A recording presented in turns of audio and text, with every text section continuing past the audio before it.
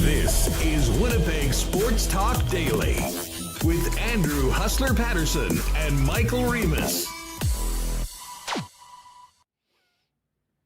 Hey, what's up, everyone?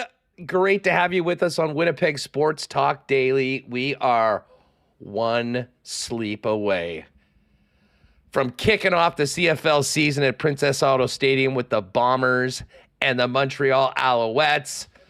We're going to get to some more Bomber talk today. And we'll also hit the league overall with the big stories heading into the season with TSN's Dave Naylor. Looking forward to that. And, of course, lots to get to on what's next for the Winnipeg Jets. Who will the assistant coaches be? Potential player movement heading into the draft, where we will be broadcasting live, brought to you by our friends at Coolbet for the final week of June.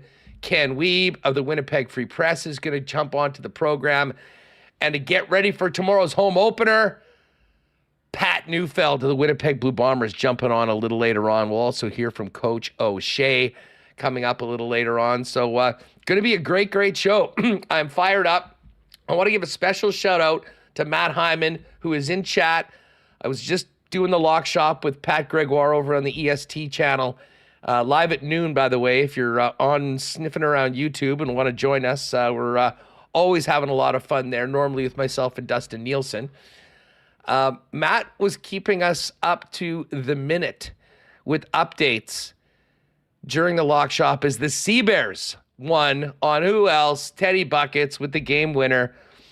Got a little close there at the end, but a big win for the Sea Bears, so congratulations to them. They moved to 3-1 on the season, but our focus is going to be on the Winnipeg Blue Bombers and the Winnipeg Jets today, and I cannot wait for CFL season tomorrow. We've got a lot coming up over the next few days, but let's face it, all eyes for fans of the three-down game at Princess Auto Stadium tomorrow when we get things going with the season. We'll have Marshall Ferguson join us as well tomorrow on the program. And then hopefully Victory Friday, talking about a big Bomber win. And as I say, we'll check in with Pat Neufeld a little later on today on the program after Dave Naylor and Ken Wiebe join us. Just before we bring in Michael Remis, have to thank the sponsors that make this program happen every day. So appreciative of the support and appreciate the support from you of the sponsors that allow us to do this and bring this content to you each and every day. Rolly's Transfer, Coolbet Canada, Princess Auto, Consolidated Supply, Wallace & Wallace, Little Brown Jug, Canadian Club, Manitoba Battery, F Apparel, Aikens Lake Wilderness Lodge, Royal Sports, Boston Pizza, Hoagie Boys and the Beer Can, the Winnipeg Goldeyes, Assiniboia Downs, and Breezy Bend Golf and Country Club. Speaking of Breezy, with our golf reports, we just banged out our picks for the Memorial Tournament in the lock shop, so check that out if you're thinking about putting a sprinkle down. And, of course, a huge thanks to Not Autocorp, and we'll do the Why Not question of the day for Not over at Waverly and McGillivray a little bit later on. A bit of a quiet night last night, Remis, unless you were watching the Blue Jays get lit up by the Baltimore Orioles, but it just seems like the wait is just about to be over because the Bombers are back, and I cannot wait to get to Princess Auto Stadium and see many WSTers and see the four-time defending Western Conference champions begin another quest to make it 5 in a row and finish with a win in the Grey Cup. Yeah, the TSN getting ready for the season. They had their top 50 players come out yesterday. The Bombers with 10 in the top 50, I think in a 9-team league. That's pretty good. Zach Collaros, number 1. Oliveira, number 2.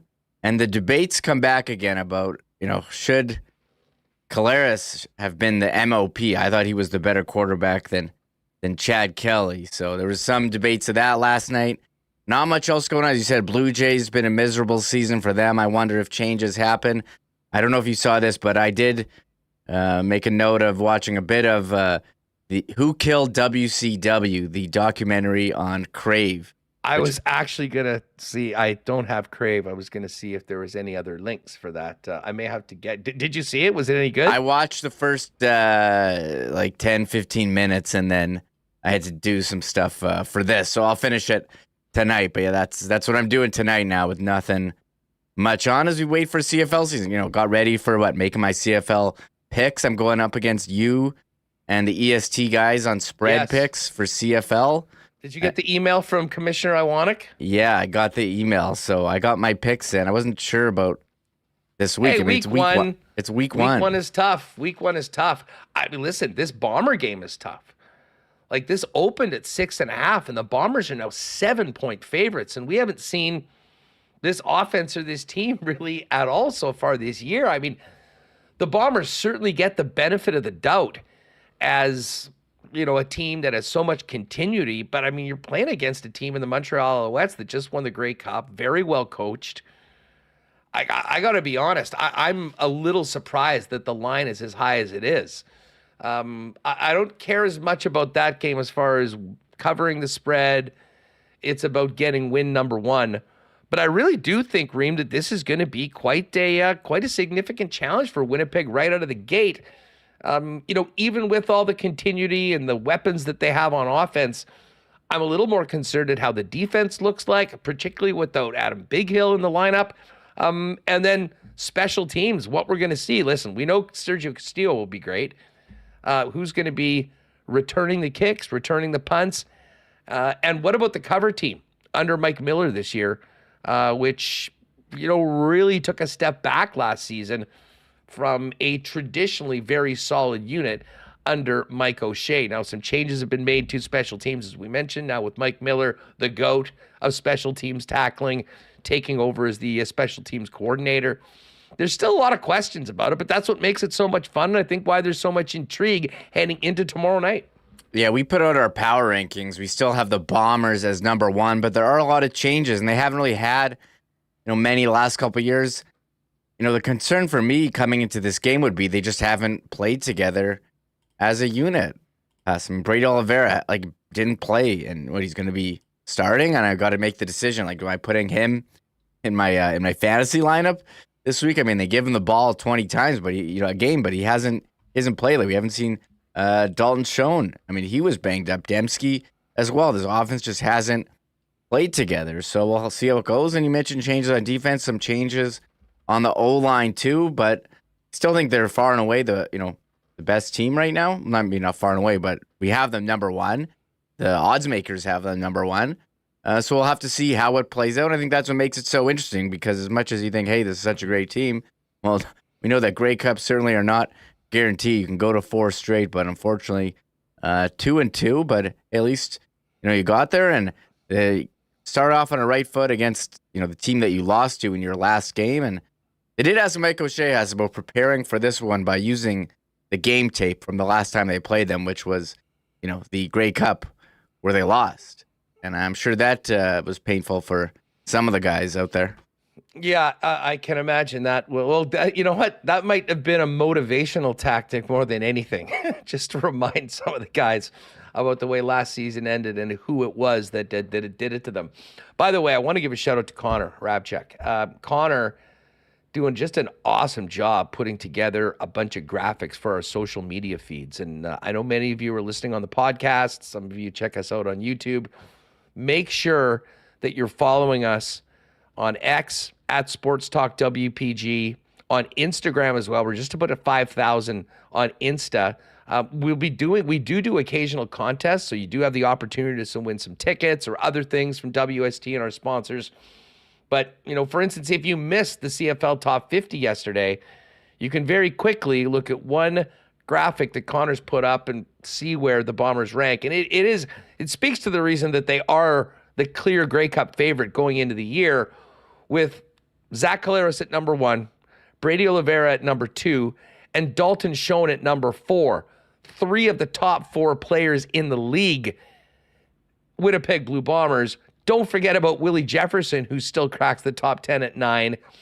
Kenny Lawler at 15, and I can make an argument that Kenny's right there with any receiver in this in the Canadian Football League.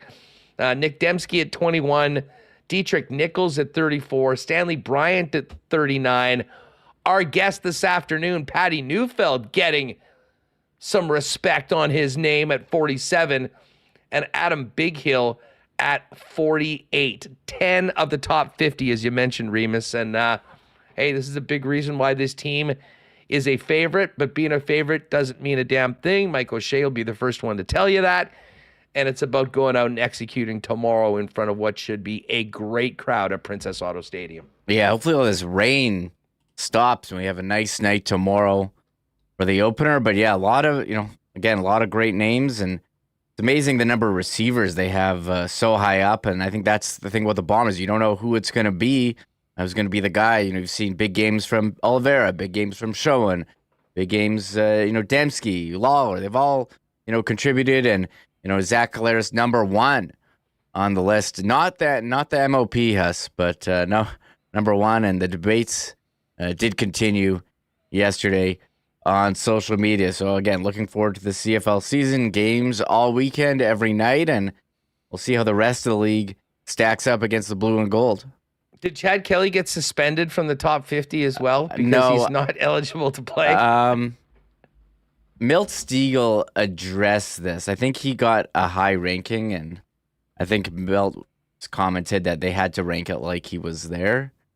Let me... that sounds about right. I mean, listen, yeah. They're just talking about... They're not talking about character.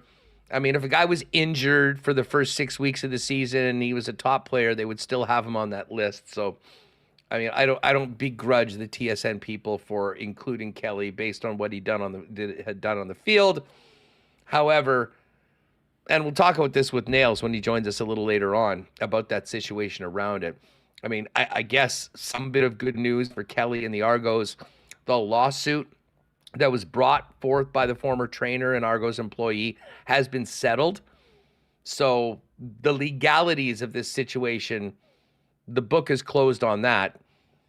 Now the question is whether Chad Kelly can do what is required of him to be eligible to play in the Canadian Football League. And as I've said many times, based on his history of consistently being a knucklehead at every single stop, I'll believe it when I see it, when he does the appropriate counseling. And, I mean, the missing 9 games, whatever, that's going to happen. But Randy Ambrosie had said that there's some clear things that Chad Kelly needs to undertake and do before he'll be able to play in the Canadian Football League. And based on his track record, I think that is far from 100% probability. So all of that, we'll get into. I'll tell you what, while we're talking Bombers right now, Remo, you mentioned Mike O'Shea. I do want to talk a little bit about Sean Monahan, and this will be something that we'll get into with Ken Wiebe a little bit later on. But you mentioned Mike O'Shea preparing for Montreal by looking back to the Grey Cup and how painful that might have been for a few players. Here's what O'Shea had to say about getting ready for tomorrow night and kicking off the season with some of the tape from a game that was a heartbreaker for Bomber fans and certainly for the Bomber players. Yeah, I'm sure they've imagined it all rolled it through their head a number of times, but it's the nature of the beast. That's the film we got to use, right? 2 preseason games, and that's our last one against them. Right. So be it. Yeah. For you? Is it like for you to go through it again? Yeah, it's so many times now, so. Yeah. Yeah. A lot all winter? Yeah, probably. You know what? I have to laugh, and we're going to get to a few more of these. O'Shea, I thought in the preseason, through training camp, was really good at the podium. I mean, gave some pretty introspective and thoughtful answers about the team, battles it around. Now that training camp is officially over and the preseason is over, That was some vintage Mike O'Shea, not giving Paul Friesen, who was doing his best to get more out of him, a little bit more. Here's a bit more from the coach. He said, asked if it's important. It's such a long season, and what really matters is being there at the end. But how important is it, Coach O'Shea, to start the season off on the right foot? Yeah, they all count. Sure. I've never been one to say that certain portions of the schedule are more important than others.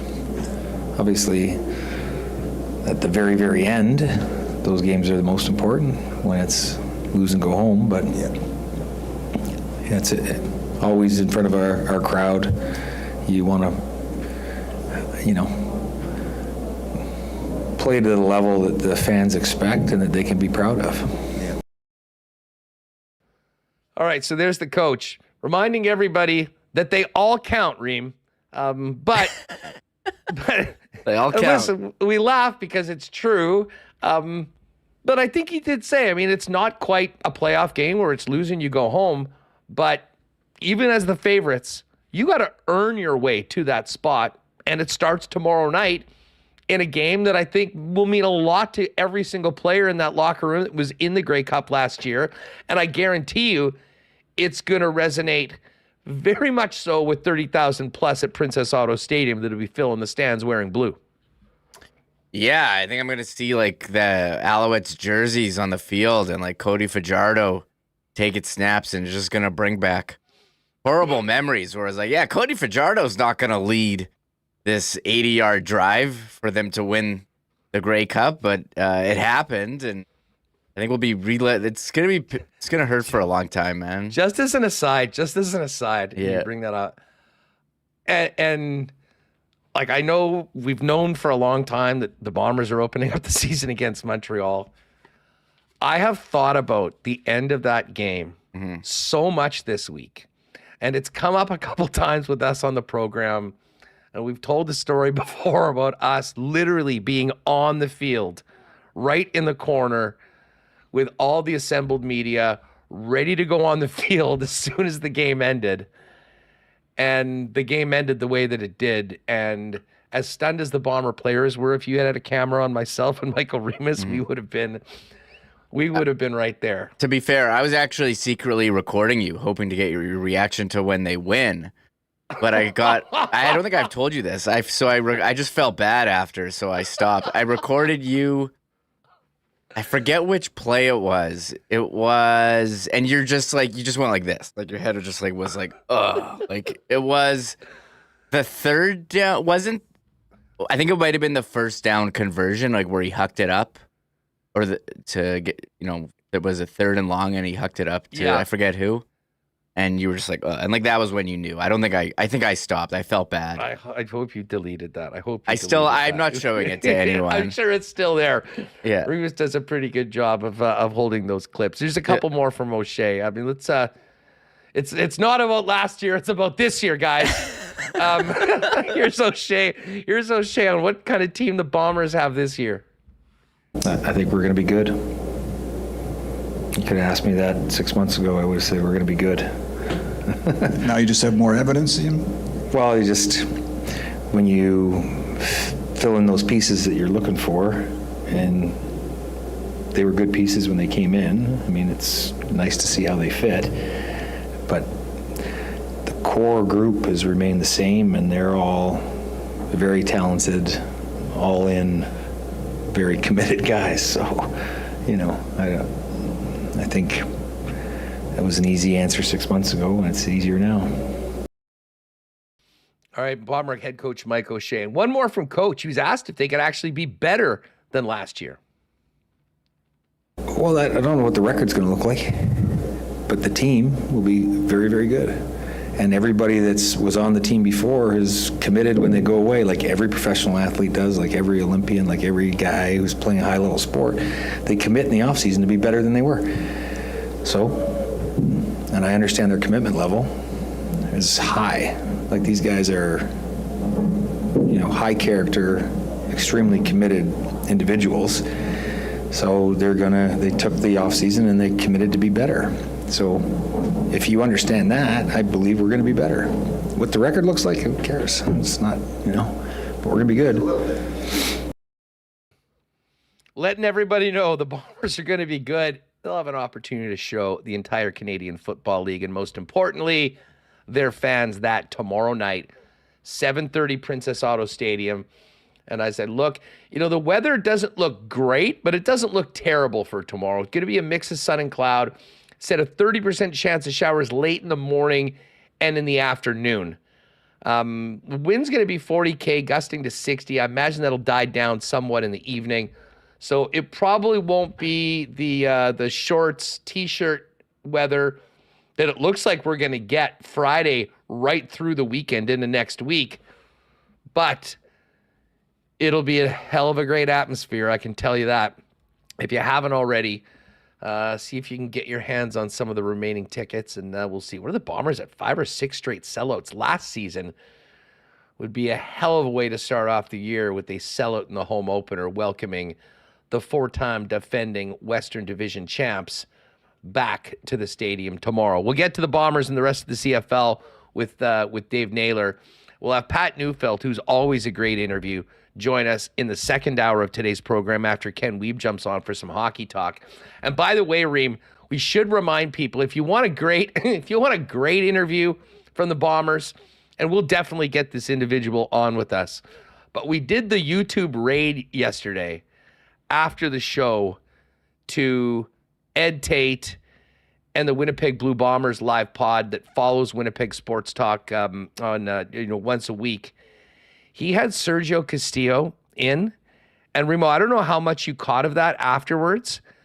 I mean, Castillo is such a great character, and that environment, a long-form interview, he was absolutely hilarious. I've already been seeing a ton of comments in our chat of just how much fun that was. So if you missed it and you want a little more Bomber content, get over to the Bombers YouTube page and see Sergio entertain everyone for an hour plus yesterday. And I did get a chance to ask a question in the chat for Sergio. Everyone knows I love wrestling. I love it when Sergio breaks out the lucha mask, and I did ask him who his favorite luchador was, and he responded with La Parca. Oh, the chairman who has the suit with the skull on it, and he said that goes back to his grandmother. His grandmother loved La Parca, so that's his favorite luchador. But there was a ton of great stuff, and Sergio, what an absolute beauty he was. Yeah, he had some good stories. Playing for the New York Jets as well. I caught a bit of it with Ed, so he's been doing with the huddle after us on Tuesdays, and we do send people over after our show, and we'll be doing it again with Darren Bombing, going live after us today at 3. So we'll be sending over to Bombing and Walbing, so good reason to stick around with us and move over to them. But yeah, Ed's doing a great job there with the huddle on Tuesday. Yes, the huddle, and we always love firing it over, helping out our friends, whether it's at the Bombers or Bonfire or K&R. Kind of neat when people have shows following us, and we can fire over everyone at the end of the program to there. All right, we will get into some Jets talk with Ken Wiebe, discussing who the next assistant coach is going to be and what we were just hearing. But Reem, let's quickly play this clip from Chris Johnson, who was on his CJ show, which you can find on YouTube as well as podcasts, I believe, along with Julian McKenzie. There'd been a lot of talk that the Jets were going to make a big push to sign your Sean Monahan. They might have to wait until after July 1st to do that. Here's what CJ had to say about Sean Monahan's future and a potential re-signing with the Jets. I think Monahan's likely going to test free agency. At his stage of his career, you could see why you might want to choose where his next destination is. Ehlers, I've heard some of those trade rumors out there. I can't gauge the likelihood. It seems certainly possible. You're getting to a point where he's 1 year out from, he's not a free agent this year, right? He's got one more year on his contract, I believe. So you're kind of making a decision one way or another. And I think certainly he would have some value out there, but it's all about finding the right trade fit. And at this point, I don't have a good sense of if anything makes sense for the Jets, but certainly we'll dig into that as we get a little closer to the draft and the trading period heating up. Oh, and as CJ just mentioned, that is going to be a big topic for us as we get closer to heading down to Vegas for the draft at the Sphere on the 28th and 29th. And then, of course, July 1st, which is also the opening of free agency, is the first day that Nikolai Ehlers could be extended by the Winnipeg Jets. So that'll be a big topic. But Monahan's interesting. And, I'm sort of mixed on this whole conversation of re-signing Monahan. I think on a shorter-term deal, he certainly could be a player that I think would be valuable to the Winnipeg Jets, looking at their depth at the center position. But I understand where Sean Monahan is at, and he's probably looking for some significant money, and he's probably looking for security of as long of a deal as possible. And the more I think about the term that might be involved in that deal, it does give me some thoughts that maybe going a different direction might be in the best interest of the team overall. Not maybe necessarily in the short term for this year, but beyond. Yeah, Sean Monahan's 29 years old. He's battled injuries in the past. He's coming off a 1-year prove-it deal with Montreal for a $2 million AAV. And I think we saw in the playoffs that he just didn't have the speed to keep up with Colorado, but I thought he brought a lot. And if you're signing him on a shorter term deal, I think that would be ideal. But I'm not sure if it's a guy you want to be going 5 years with. But for him, if he wants to go and try to get as much years and dollars as he can, go do that, because again, he's battled injuries. He's been out of the lineup, but he's worked his way back into being a productive player, and that's part of the reason why he had to take a 1-year deal with Montreal last season. So it was a prove-it deal. And listen, he proved himself to be important, and he certainly proved that he could help a power play. And, the Jets' power play without Monahan was not very good for the majority of the season right now, and certainly that'll be a big topic. But considering Scott Arniel is the head coach, new individuals coming in to run the power play, as certainly one of the 2 assistant coaches will be entrusted with that. I think there's a lot on the air. And I'll say this, I don't think there's guaranteed a 4-year deal out there for Sean Monahan. I do think that, getting to July 1st, he might realize that, maybe a 2-year deal is sort of what is going to be there. It was going to be available for him, and maybe the best offer is in Winnipeg. Anyways, we'll talk about that with Ken coming up in a few minutes. Listen, we're going to have Dave Naylor join us in just a second. Before we do that, shout out to our friends at Rolly's Transfer. Gang, we know how stressful moving can be. If you have a move planned this year, take as much of the stress out of it as you can with the most trusted name in moving. Family owned and operated for over 60 years, Rolly's Transfer.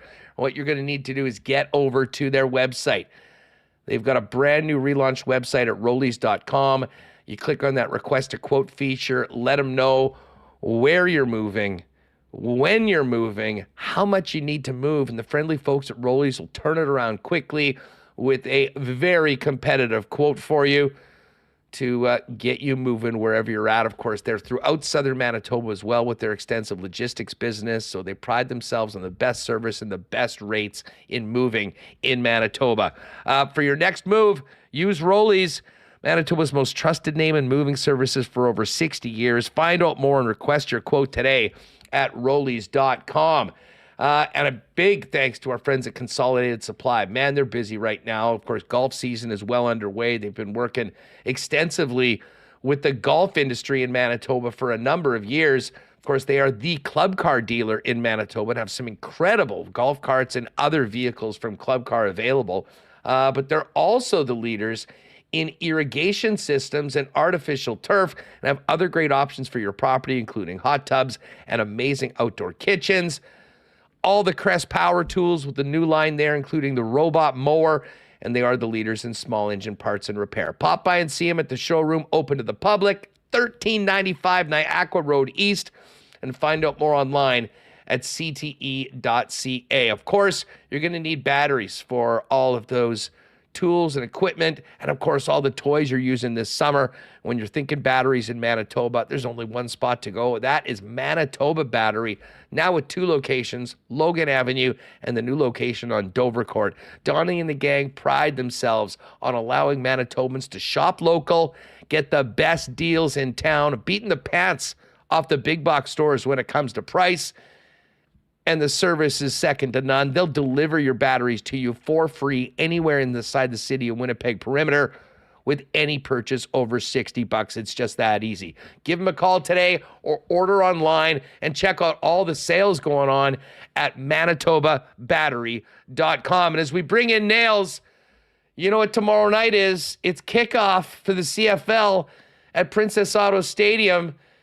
And I hope they've got the Canadian club stocked up, because CC is, of course, the official spirit of the Winnipeg Blue Bombers. And it's another part of why Princess Auto Stadium continues to be the loudest stadium in the Canadian Football League. Pop by the Rum Hut or anywhere in the stadium for your favorite Canadian club products. And, of course, don't sleep on that CC and ginger as well, available in cans.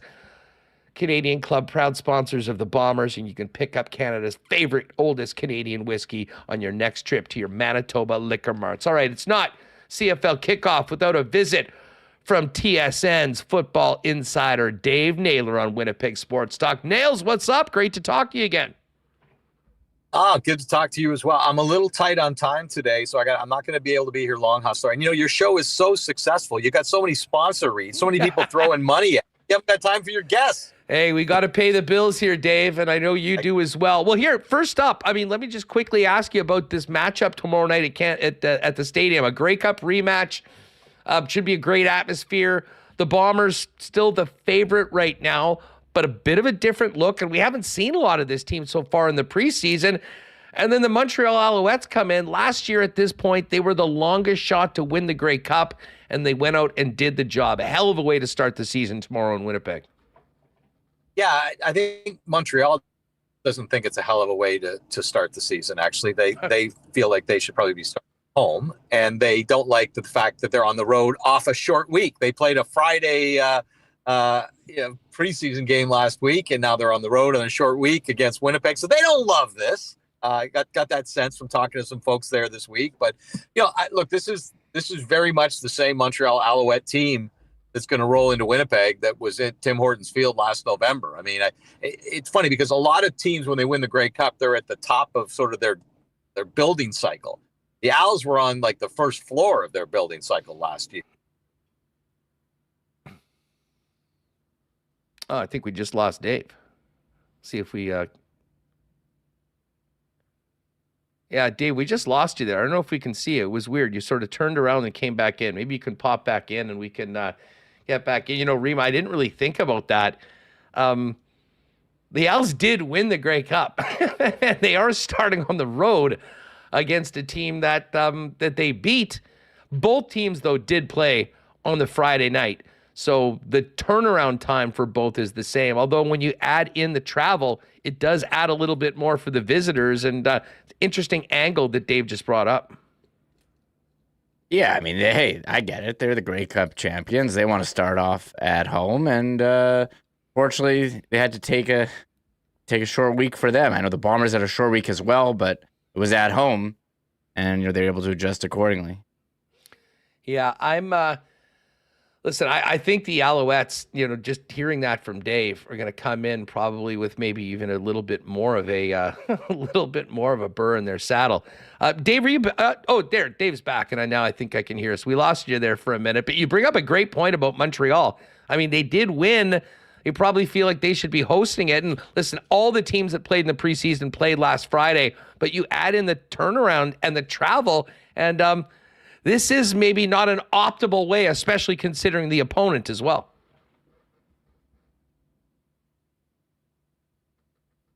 Dave's stunned with the question. Geez, I guess we're having a little bit of problems time getting Dave in today. Although he looks great on that. When you look at the Alouettes, though, Reem, they are so far away from doing that. And yeah, you know what? Let's do that because we can. We'll hook up with Dave Naylor maybe later on this week or maybe next week on that. Just having a little bit of an issue with the connection problem. But we do have Marshall Ferguson ready to go. Kind of all of our content getting ready to kick off the season. So we'll do that as well. The one big loss for Montreal, though, is Austin Mack, who's down in the National Football League right now. And he was, one of the best players. He would have been right up near the top of that list, I'm sure, probably cracking the top 10 as well, or at least the top 15 if he was in the league. And that is a big, big loss for Montreal. And the biggest story around Montreal is Sean Lemon, who is appealing his suspension for gambling on the CFL and is going to be able to play tomorrow. And I know Mike O'Shea said earlier in the preseason that wasn't exactly a fan of that. But, hey, they'll have to deal with Sean Lemon tomorrow. And I doubt Lemon and O'Shea will be exchanging any pleasantries tomorrow when things get going. But, yeah, Remo, why don't we do that? Dave's tight on time, and we're having some issues. I could phone him, but we'll reschedule so we can get it in. But we did. Yeah, we'll try and get a better time. Okay. We'll maybe do a pre-tape or something so we can squeeze it all in with Dave. But as I say, if Dave can't join us, we were going to do this tomorrow, but we'll get right into it today. If you're a little folks out, we've cooked up with Marshall Ferguson this morning, planning to get to this tomorrow, but Ken's going to join us in a few minutes, but let's fire up the CFL talk ahead of tomorrow's kickoff with Marshall Ferguson, who, listen, we know Marsh, regular listeners know he has done such an amazing job establishing himself as one of the top young broadcasters in Canadian football, along with Dustin Nielsen. He will be here later on this season, finally getting a Winnipeg game. We'll be looking forward to showing Marsh around, considering the great hospitality he showed us in Hamilton last year for the Grey Cup. And we're going to talk to him about this matchup between the Bombers and the Alouettes, but also get Marsh's thoughts on the rest of the CFL and the landscape of the three-down league as we head into the 2024 season. We've got that ready, Reem? Yeah, so it's just loading. And we did record it like we were going to play it tomorrow, so there are some references to the game tonight. So if you hear me saying tonight's game, that's part of the magic of what we do here at WST, even if we have to call an audible. But yes, and if you just tuned in right now and you're hearing it, the game isn't tonight. You're not hearing things. It's Thursday, Princess Auto Stadium, your Winnipeg Blue Bombers and the Montreal Alouettes. After that, we'll have Ken Wiebe jump on. I'm interested to get Ken's thoughts on what Chris Johnson had to say about Sean Monahan and just what a deal for Monahan might look like. The latest on what Ken's hearing as far as a potential move on defense, pending free agency for Dylan DeMello and Brendan Dillon, and of course picking Ken's brain when it comes to the upcoming draft. And, of course, most importantly in the short term, new assistant coaches for Scott Arniel and the Winnipeg Jets. Just before we bring in Marshall Ferguson, and, of course, we're going to be talking about the entire landscape of the Canadian Football League, let me throw out the why not question of the day for you for Not Autocorp over at Waverly and McGillivray. Well, what we want to know for you is your expectations for the Winnipeg Blue Bombers this season. Do they win the West? And do they win the Grey Cup? Let us know in chat. If you're listening on the podcast, feel free to send in your takes to @SportsTalkWPG on X. And while you're there, make sure you subscribe and check out all the, we've got tons of great preseason CFL stuff, including our first weekly CFL Power Poll, where I do my rankings, Remis does his rankings, Connors does his rankings. We merge them all together. The first edition is out. We'll touch on that a little later on today. But originally planned for tomorrow, let's get in and bring in Marshall Ferguson to get ready for CFL kickoff tomorrow here in Winnipeg. Ready for some football or what? Snuck up on me, Hustler. It was, Me too.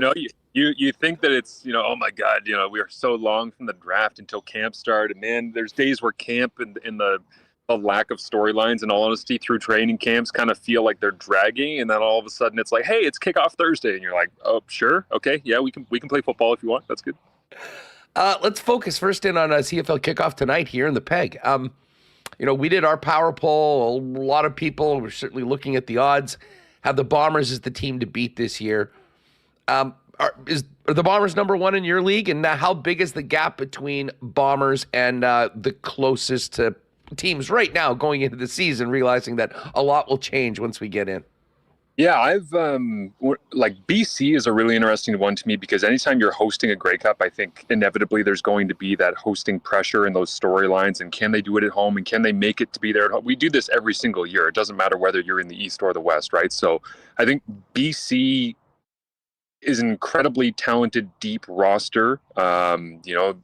So many times people are hosting a Grey Cup and they get the injury bug, and all of a sudden it just doesn't look like it's meant to be. I'm hoping that doesn't happen to the Lions. I really do see them as the primary threat to Winnipeg not being, the top team. So if I were to do, impromptu off the cuff power rankings type stuff, it's like, I think Winnipeg is one, because yes, they haven't won the last couple of Grey Cups, but I'm not going to judge the greatness of an organization, which is, 100 people plus, and everything that happens in the building and the business side and the marketing and that organization as a whole, they have their bleep figured out. And year over year, Winnipeg knows what they're doing. So they're still number one to me until, somebody comes and proves that they can't consistently be present and available to win a Grey Cup, because they can. They could absolutely be there again this year. And going to 5 straight would be incredible, especially considering that it's through kind of the pandemic era, if we want to label it as that. So I would say that they're there, but BC is primed to give them their best shot. And I think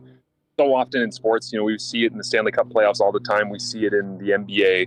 You kind of got to go through a little bit of pain before you can get to the success, to the memorable fun stuff. And BC's gone through pain, like with VA last year, or with Rourke the previous, and when he was banged up. And it's like, well, Winnipeg and BC, even going back to the Medlock bomb of a field goal end of game attempt, it's like they've got real playoff history. And I think it's a total collision course to see them in the West Final again. And man, that's going to make their regular season games incredible, because that could potentially be for home field in a Western Final with the bye week. And if BC does a good enough job through the regular season and avoids being injured, they will give Winnipeg a run for their money and try to host and win at home.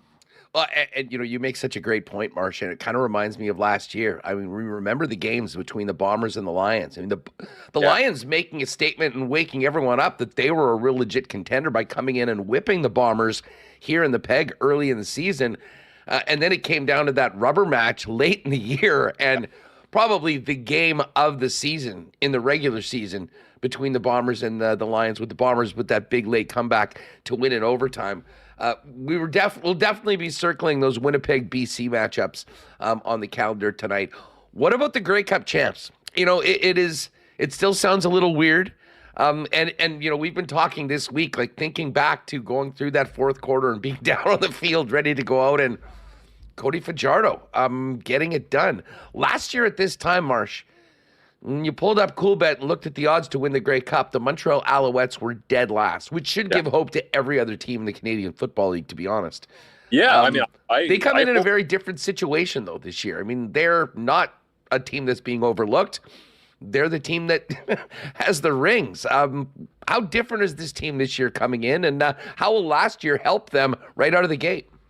I just hope that what you're talking about with them being last in the power rankings at this time and last year in terms of Grey Cup odds, I hope it does inspire organizations like across the board. I think that should be the rallying cry across the entire league, is like, hey, guys, in Ottawa, in Edmonton, like, we know what people think of us. We understand that we've been trying to turn the page for multiple years now. Montreal wasn't exactly broken, but we definitely weren't talking about them in the terms that they could go and win a Grey Cup last year, and they did. So I just kind of hope that every single organization across the league allows that to be the kind of their truth, right? Like to embrace the season in that way. So, but yeah, I mean, I think big picture, the league is very healthy when it comes to the quality of play across the board, because I do think you're going to see a Calgary is going to end up pushing teams in the West. I think Edmonton is going to, with McLeod Bethel-Thompson, really set the tone in a variety of different ways.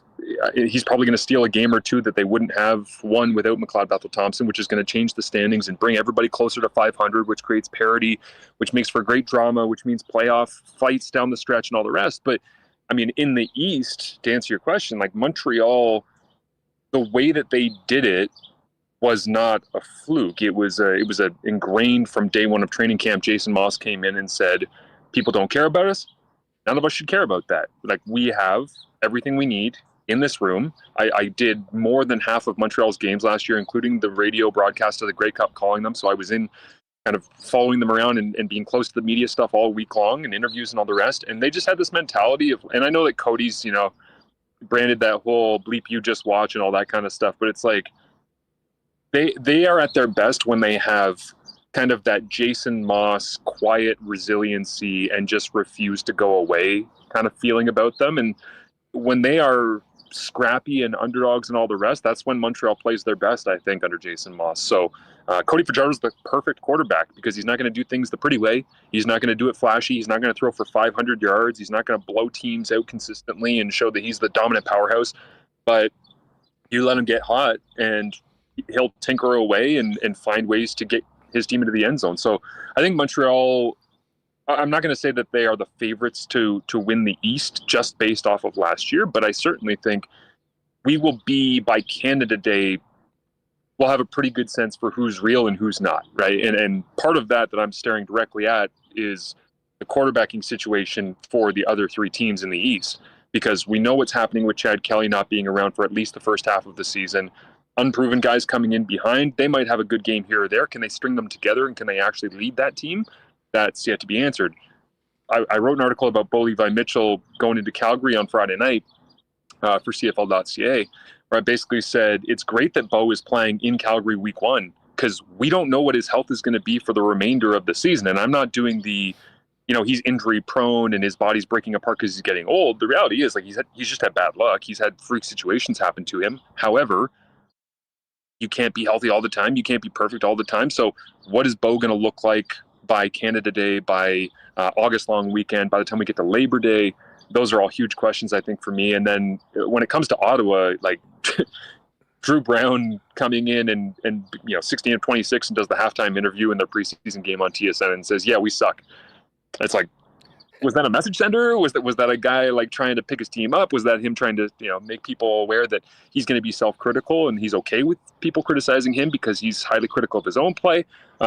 There's just a ton of moving pieces, and it's incredible to think that 1 year after Montreal had those terrible odds, they feel like the most stable team when it comes to quarterbacking right now, which is crazy to say with Bo in the East. But if Bo's not healthy, none of this really matters. Taylor Powell's a good quarterback, don't get me wrong, but Bo is the key to a Ticats Grey Cup. I think Taylor Powell playing most of the season, you're going to have a really good year. I just don't think you're going to win a Grey Cup. You mentioned Montreal.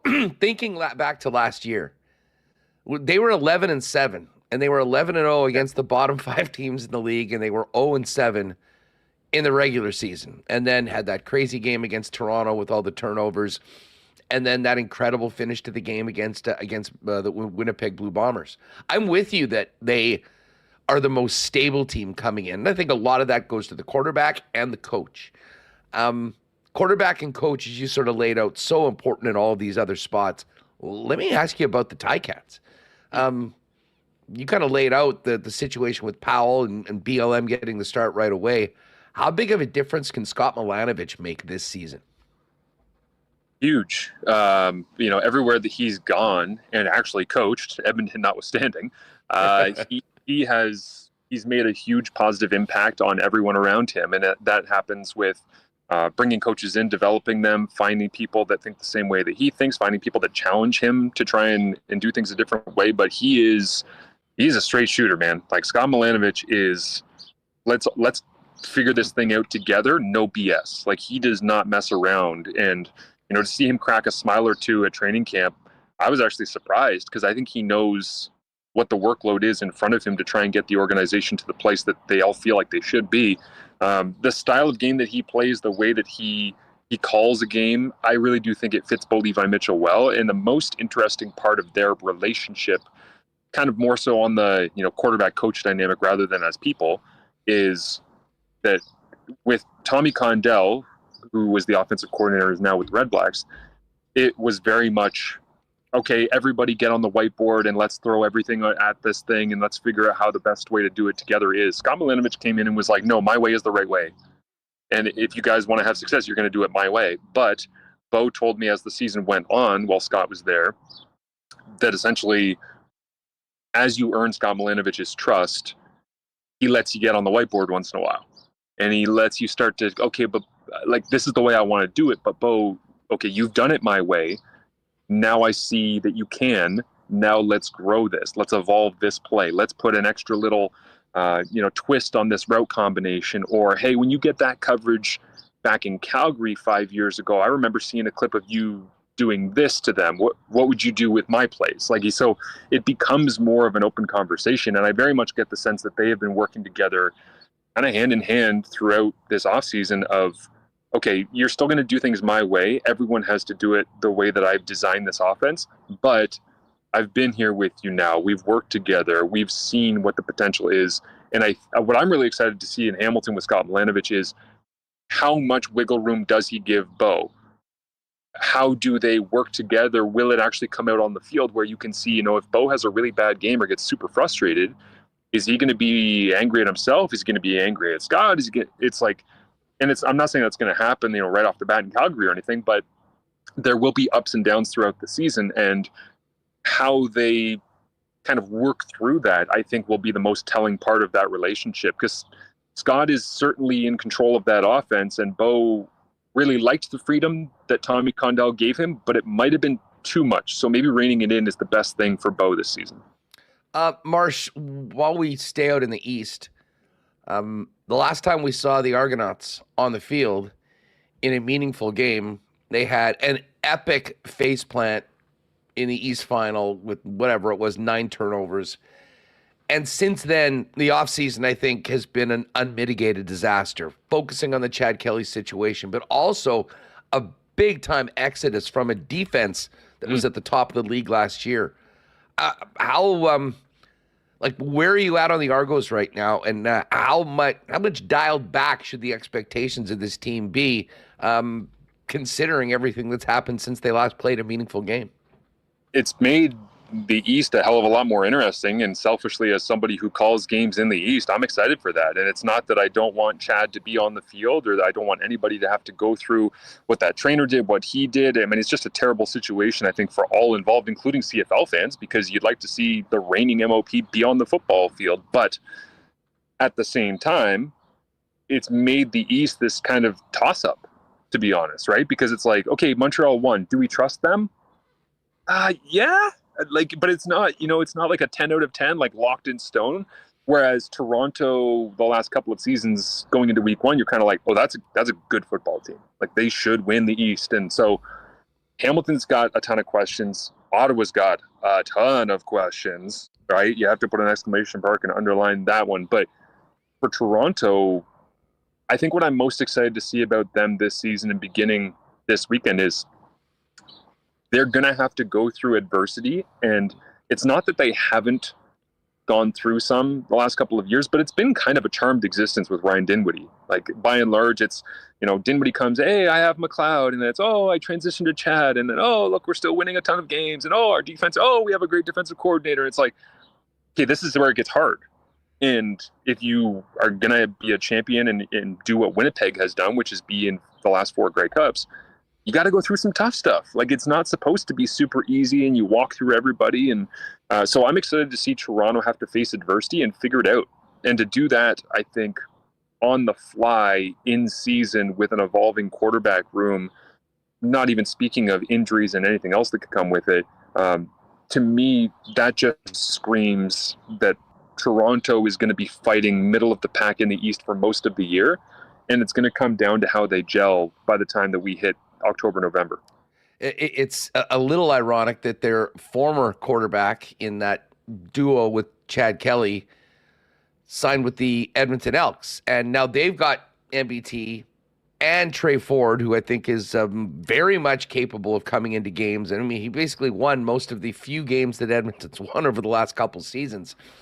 But this is a massive season for the organization overall. Never mind Chris Jones. Have they done enough in the offseason to get to 500, to be a playoff team?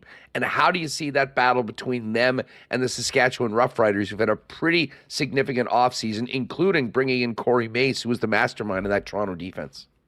Yeah, I think the biggest thing for me with Edmonton is, okay, have they done enough in their offseason? Who knows? Because the roster might be different by Canada Day, right? Like that's always the challenge is, how much roster turnover there's going to be and lack of continuity. So I'm curious to see exactly what that roster looks like, what takes shape. I do know that McLeod is going to kind of smooth over a lot of bumps that otherwise would be major issues because he's just going to kind of be the deodorant that'll make everything smell better. And that's a credit to him as a veteran, as a leader, as a football player, as an X's and O's guy and all the rest. But have they done enough? I don't think they've done enough to challenge in the West. I think they've done enough to be an annoying thorn in your side if your team's like Calgary and you're trying to climb your way through the standings, and maybe you take a win or two here from a Winnipeg or a BC, but I don't think that they're going to be a legitimate contender as the season goes on. And then for Edmonton, taking on Saskatchewan in this first game, it's silly, right? We always do this in football. It's kind of one of those statement games where, okay, but what is the statement? Like, what are we actually going to end up getting out of this? And I think for Edmonton and Saskatchewan, it's a chance to base. There's been times where these two teams have played over the last couple of years where they've both been like, we run the football more. No, we run it harder. No, we're tougher. No, like they just want to play, like punch each other in the face, rock 'em, sock 'em for like 3 hours. And most of the time that's because they haven't had the rosters to be able to do anything else. If Trevor Harris is week one last year, I mean, yeah. that game and the Elks' downfall almost came from that goal line stand by the Riders in week one of the season. Right. They didn't recover till the second half of the season from that. But that was such a mentality thing, right? Is like we need to prove that we're better than this team. And I don't know whether that was a Craig Dickens and Chris Jones thing, or whether that was coordinators or style of play or the way the rosters are constructed. But it's a little bit of all those things. But Corey Mace going out and getting AJ Ouellette, and then Chris Jones having to face AJ Ouellette, I'm like, is this just going to? I think it's going to be it'll be the most physical game of the weekend. I guarantee that. Like that's my very short form Cole's Notes preview of Riders Elks is most physical game of week one, guaranteed, lock it in. There's no way to bet on that. But if you could, that would be an absolute lock. I just feel like Corey Mace is going to give that room what it needs in order to have success moving forward. So I'm excited to see what Saskatchewan looks like. But Edmonton is, when you're drafting linebackers and then you're cutting linebackers because you drafted other linebackers in the first round or first overall that you think are going to be the guys, to me, that's like you're just spinning the wheel and you're not really getting anywhere. So I'm curious to see what Edmonton actually looks like on field and kind of what the vibes are around that team by the time we get 2-3 weeks in. Marshall Ferguson with us, getting ready for CFL kickoff tonight at Princess Auto Stadium. Hey, the one team we haven't mentioned is the Calgary Stampeders. They're at the bottom of, I would say, a majority or many power polls right now. Some major talent lost in the offseason. Kadeem Carey, the injury to Malik Henry, spotty quarterback play last year. How much upside is there in this Stamps team, and what are your expectations for them coming off such a disappointing year last year, but with some guys that have an incredible track record of success? Yeah, I think the biggest thing is that 2022 was Jake Mare kind of feeling out what it's like to be the main guy. 23 was the evolution of we got to push the ball more down the field, and so we really focused on that. It was hit and miss. I think this year it's got to be the biggest evolution I want to see from Jake, especially with Malik Henry down again, which really sucks, is can you find somebody consistently not named Reggie Begelton? Because that will show me the development of him. Because I know this as a former quarterback. When you get nervous, when you get bottled up, when you don't feel like you're right in the pocket, when you don't trust your progressions, you just go to your guy, like the guy, right? And their guy is Reggie Begelton. So it's great to lean on Reggie a ton, but if he can't get through and see more from other receivers, and like the best quarterbacks, I would just say this, like the Tom Brady's of the world, they take everyone that's around them and turn them into something that they couldn't be with other quarterbacks.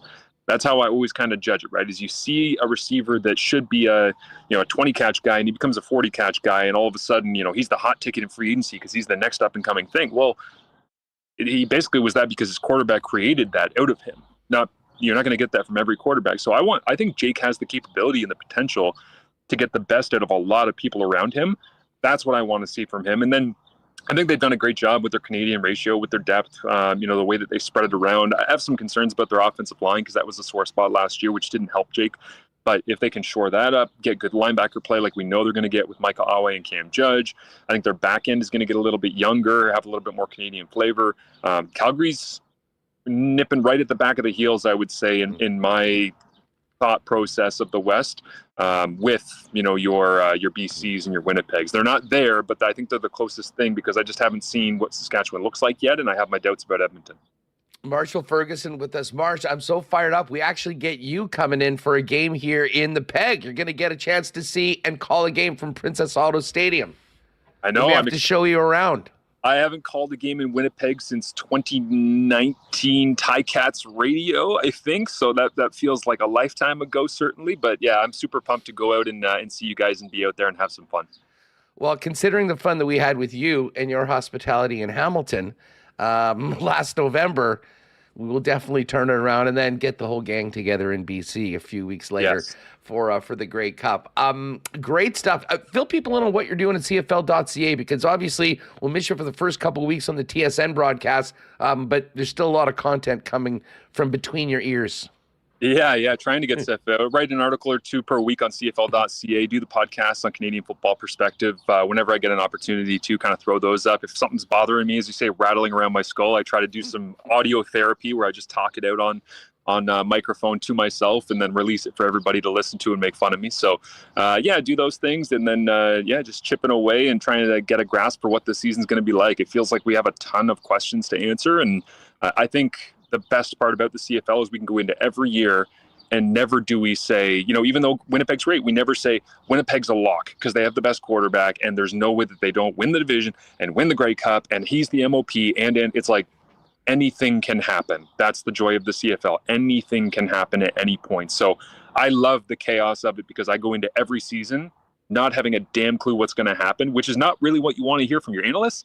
But I also think there's a side of analyzing the CFL that you have to embrace the fact that maybe we don't know as much as we think we do, and maybe that's okay, which super anti-television radio, what we're supposed to be, but I don't care. That's why I enjoy doing this stuff, is that I don't know what's going to happen. Well, we don't know. However, we can take a shot at it. And on the way out, we're hours away from kickoff. Give us a prediction for who will be playing in the Grey Cup. And if you had to put a nickel down on a team to win this year, who's going to be holding that trophy like the Alouettes did back in Hamilton? I'm going to say BC throws the regular season so that they can be a crossover team, and then they take on Winnipeg in the Grey Cup. No. That would be unbelievable. I don't think they want to have to play Winnipeg in the West Final. I don't think they're going to have a choice. So I'm going to go, you know what? Let's go Hamilton, BC in BC. That'll be my pick. Hamilton, BC. And not Hamilton as a homer. I just think Toronto's got a lot of questions. Montreal, that's really hard to go back to 2 Grey Cups in a row. That's why it's amazing that Winnipeg has done 4 and could do 5. By the way, speaking of BC, you want to talk about momentum going into a season, hosting the Grey Cup. They got over $50K for the opener with 50 Cent rocking the house beforehand. Amar Doman, what a great job they're doing right now. Everybody that's bought those tickets, I'm going to be so angry at you if you watch 50 and leave. I hate that. When we do promotions, we do big fun things to get you into the stadium to go to a game, and then the concert happens and people leave. Can't stand it. If you bought tickets, enjoy 50, but stay at the damn game. Enjoy the football game. It's an experience. You don't need to go as a way to sneak in and see 50. If you wanted to do that, you could go anywhere that 50 is performing. You bought tickets to a football game. Enjoy 50 and the football game. I hope everybody stays and gets a chance to enjoy Lions football. They should do 2 songs in between each quarter and then a couple right at the end. I'm not sure the logistics of that. But hey, Marsh, cannot wait to get the 3-down game back. And great to have you back on. And I'm looking forward to chatting with you throughout the season. All the best and enjoy kickoff tonight. Awesome. Thanks, Hustler.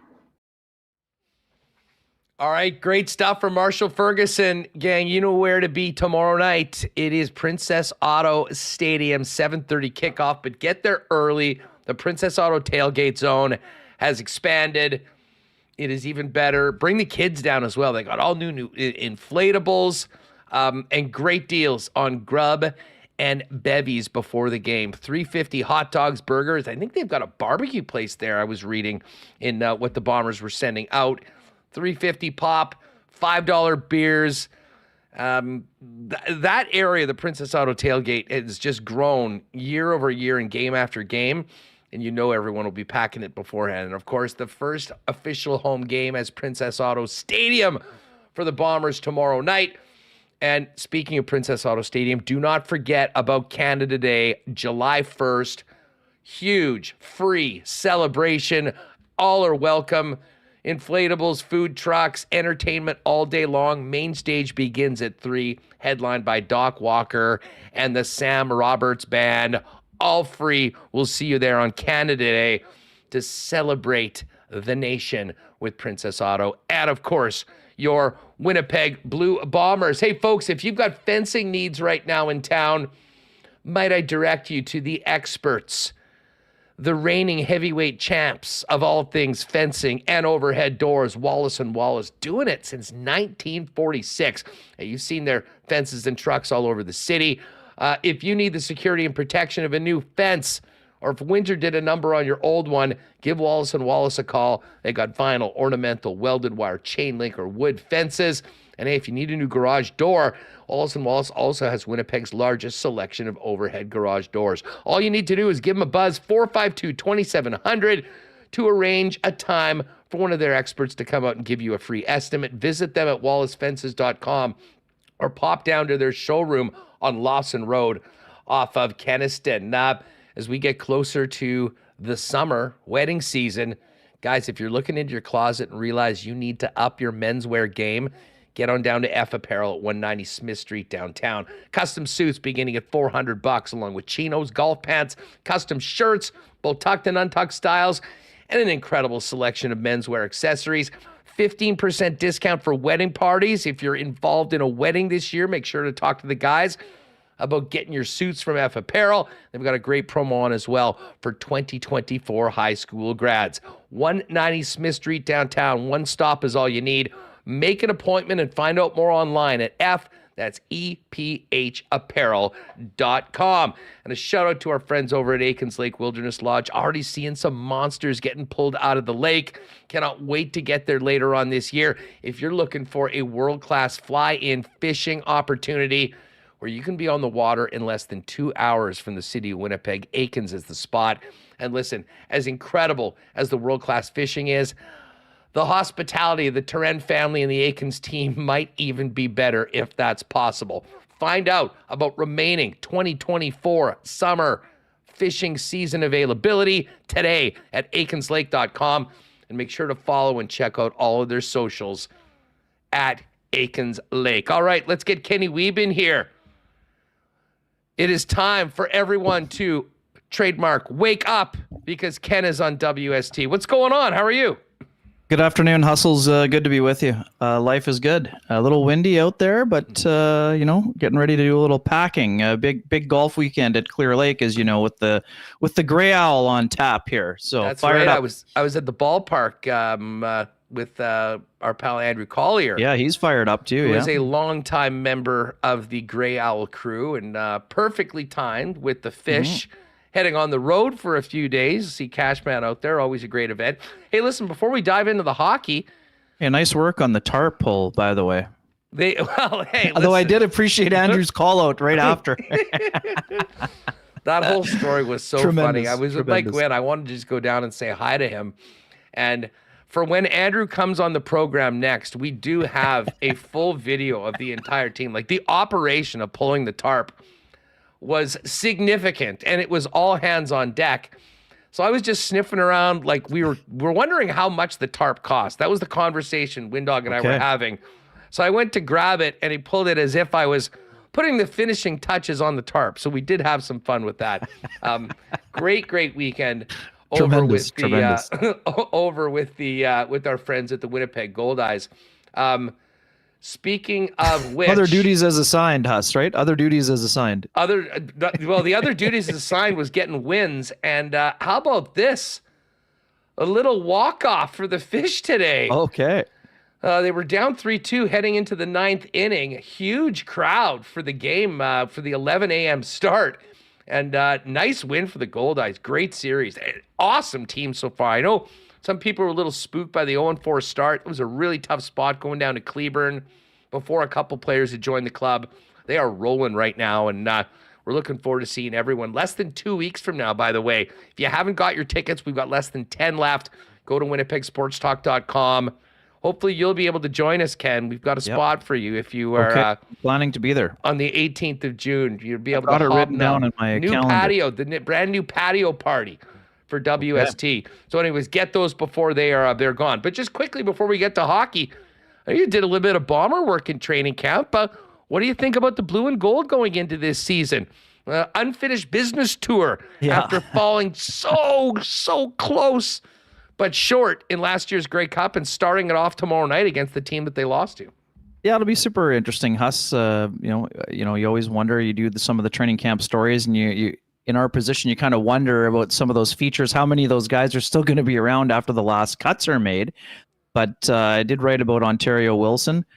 Sounds like he's looking good, according to DB yesterday, and Terry Wilson securing the third string job. So I was happy that I didn't, give folks the curse, the getting cut curse by doing interviews with me. So yeah, it'll be interesting. I mean, a great opportunity, Huss. I mean, I know the Bombers are disappointed to not have Adam Bighill available, but a great opportunity for Shane Gauthier to start off the year at middle linebacker. Yes, of course, Kyrie Wilson will spend some time there also, but a great opportunity for a guy who's made Winnipeg home in the offseason as well. I know how fired up he is about it. Certainly, seeing Brady Oliveira and Nick Dembski back on the field, that's good news for Buck Pierce's offense, I would imagine. Zach Collaros, number 1 ranked player going into the season, sounds like he's definitely determined to get another ring on his finger after those 2 disappointments. And yeah, I mean, their team will be interesting, right? There's a lot of changes, a little bit of change on the defensive side of the ball. Jordan Younger taking over as a defensive coordinator. I think there'll be some interesting wrinkles. A lot of players excited about, some of the things that they've been working on. They haven't really unveiled a ton in those 2 preseason games because it's mostly been kids, but inexperienced guys playing that aren't as familiar with the Bombers. But I think it'll be interesting to see. There's a lot of offensive weapons in at their disposal of the Winnipeg Blue Bombers, and obviously the defense is going to look a little bit different. No Jackson Jeffcoat, but Willie Jefferson still kind of the heartbeat of that defense as well. So, again, the beauty of the CFL is that there's always going to be, household names are usually the star players, but there's always an emerging talent or two on both sides of the ball that end up making big impacts. I mean, one of the stories we've been talking about the entire training camp, who's going to be returning kicks, right? So, I mean, that's going to be something we're going to be watching closely as the season gets rolling here. And the guy who we thought was going to be returning kicks got hurt and sort of has been shuffled to the side, at least for the time being, after listening to Hammer on Monday there, right? Hammer So, listen, the guy goes for a 109 to the house. The entire conversation around training camp is who's going to be returning kicks. Chris Smith doesn't return to the game. I mean, I would have wrote about him too. And next thing you know, he's hurt and he's cut because you can't make the club from the tub, as we all know. And Huss, the other beauty that the folks, I mean, again, for folks who aren't aware of, like when there's a lightning delay in the middle of the game, it's not optimal for the early deadline writers. So probably the best thing that had happened in terms of storylines was the return. So obviously that was one of the factors in some of those stories getting written in both papers, as we know. But, it's going to be fascinating. I mean, Mike O'Shea sounding a little spicy yesterday, not a big fan of the suggestions that eventually the clock is going to strike midnight on this group. And that's good. I mean, this team is never lacking motivation. They know they have been a dominant force, but the dynastic, expectations have sort of been tempered by losing in the final 2 years in a row. So they need to be, again, hungrier isn't the right word because this team is always hungry, but the execution needs to be better. And, this team needs to kind of be peaking come October, November, but you can't be peaking in October if you're sleepwalking through June, July, and August. So there's always that fine line between, how much you're pushing and cracking the whip versus, sort of doing the slow build, I guess, if you will. But I mean, these guys have a lot of experience in handling the schedule. So I would imagine that they're going to be ready for week one. And of course, when you're playing the team that beats you, you're going to be a little extra fired up to turn the tables, even though it doesn't, again, you're not getting the ring back by turning the tables in week one, but it's important to sort of send a message and set the standard for moving forward as the team looks for their first 1-0 week of what they will try every single week, right? As O'Shea reminded us earlier, they all count. They do. It's not a playoff game, but listen, you want to get off to a great start, especially in front of the great crowd. Speaking of that crowd, I'm looking forward to. I know you got to get out to the tourney, but later on this season, attending a game with you, we'll get GP, Toad, the rest of the gang. Get out, maybe a CC and Ginger or two out at the park. Some tailgating. There you go. Well, for sure. Let's move on to the Jets. Sure. First order of business. What are you hearing, if anything, on the assistant coaching search? And do you have an inkling of when Scott Arniel and the Winnipeg Jets might have some clarity as to who will round out the coaching staff? Yeah, not really, Huss. I mean, hearing the same kind of buzz as you've been discussing. I mean, thing about the Jets that we know in True North, they try to keep things under wraps, and they're not hanging out the "this is who we interviewed" signs like some of the NFL teams were doing last summer. So I love that. I know you do. So I mean, again, we all want the information. It's neat to know who's in the mix. For mix. sure, who is in the mix? Great question. It will continue until the announcements were made. And again, we look at what happened and how long it took for Ottawa to make the decision official, right? I mean, those rumblings were starting Thursday and Friday, and they didn't get around to announcing it until Monday or Tuesday, right? So again, it's super interesting.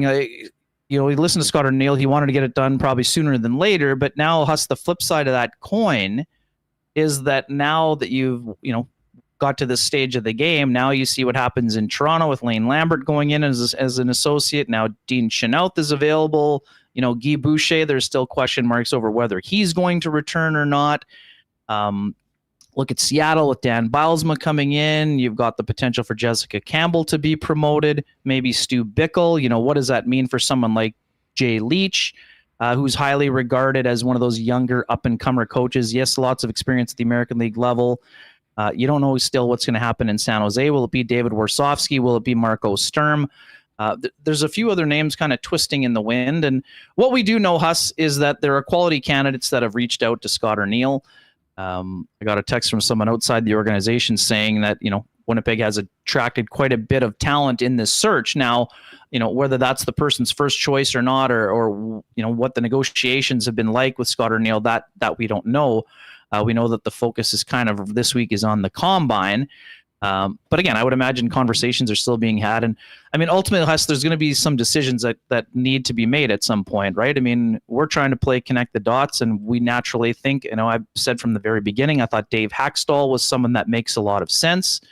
I don't know that he and Scott Arniel have talked. I would imagine they would have, but I don't know if they're any closer to, coming to an agreement or if it's a fit. I mean, James Patrick is someone we've talked about a lot.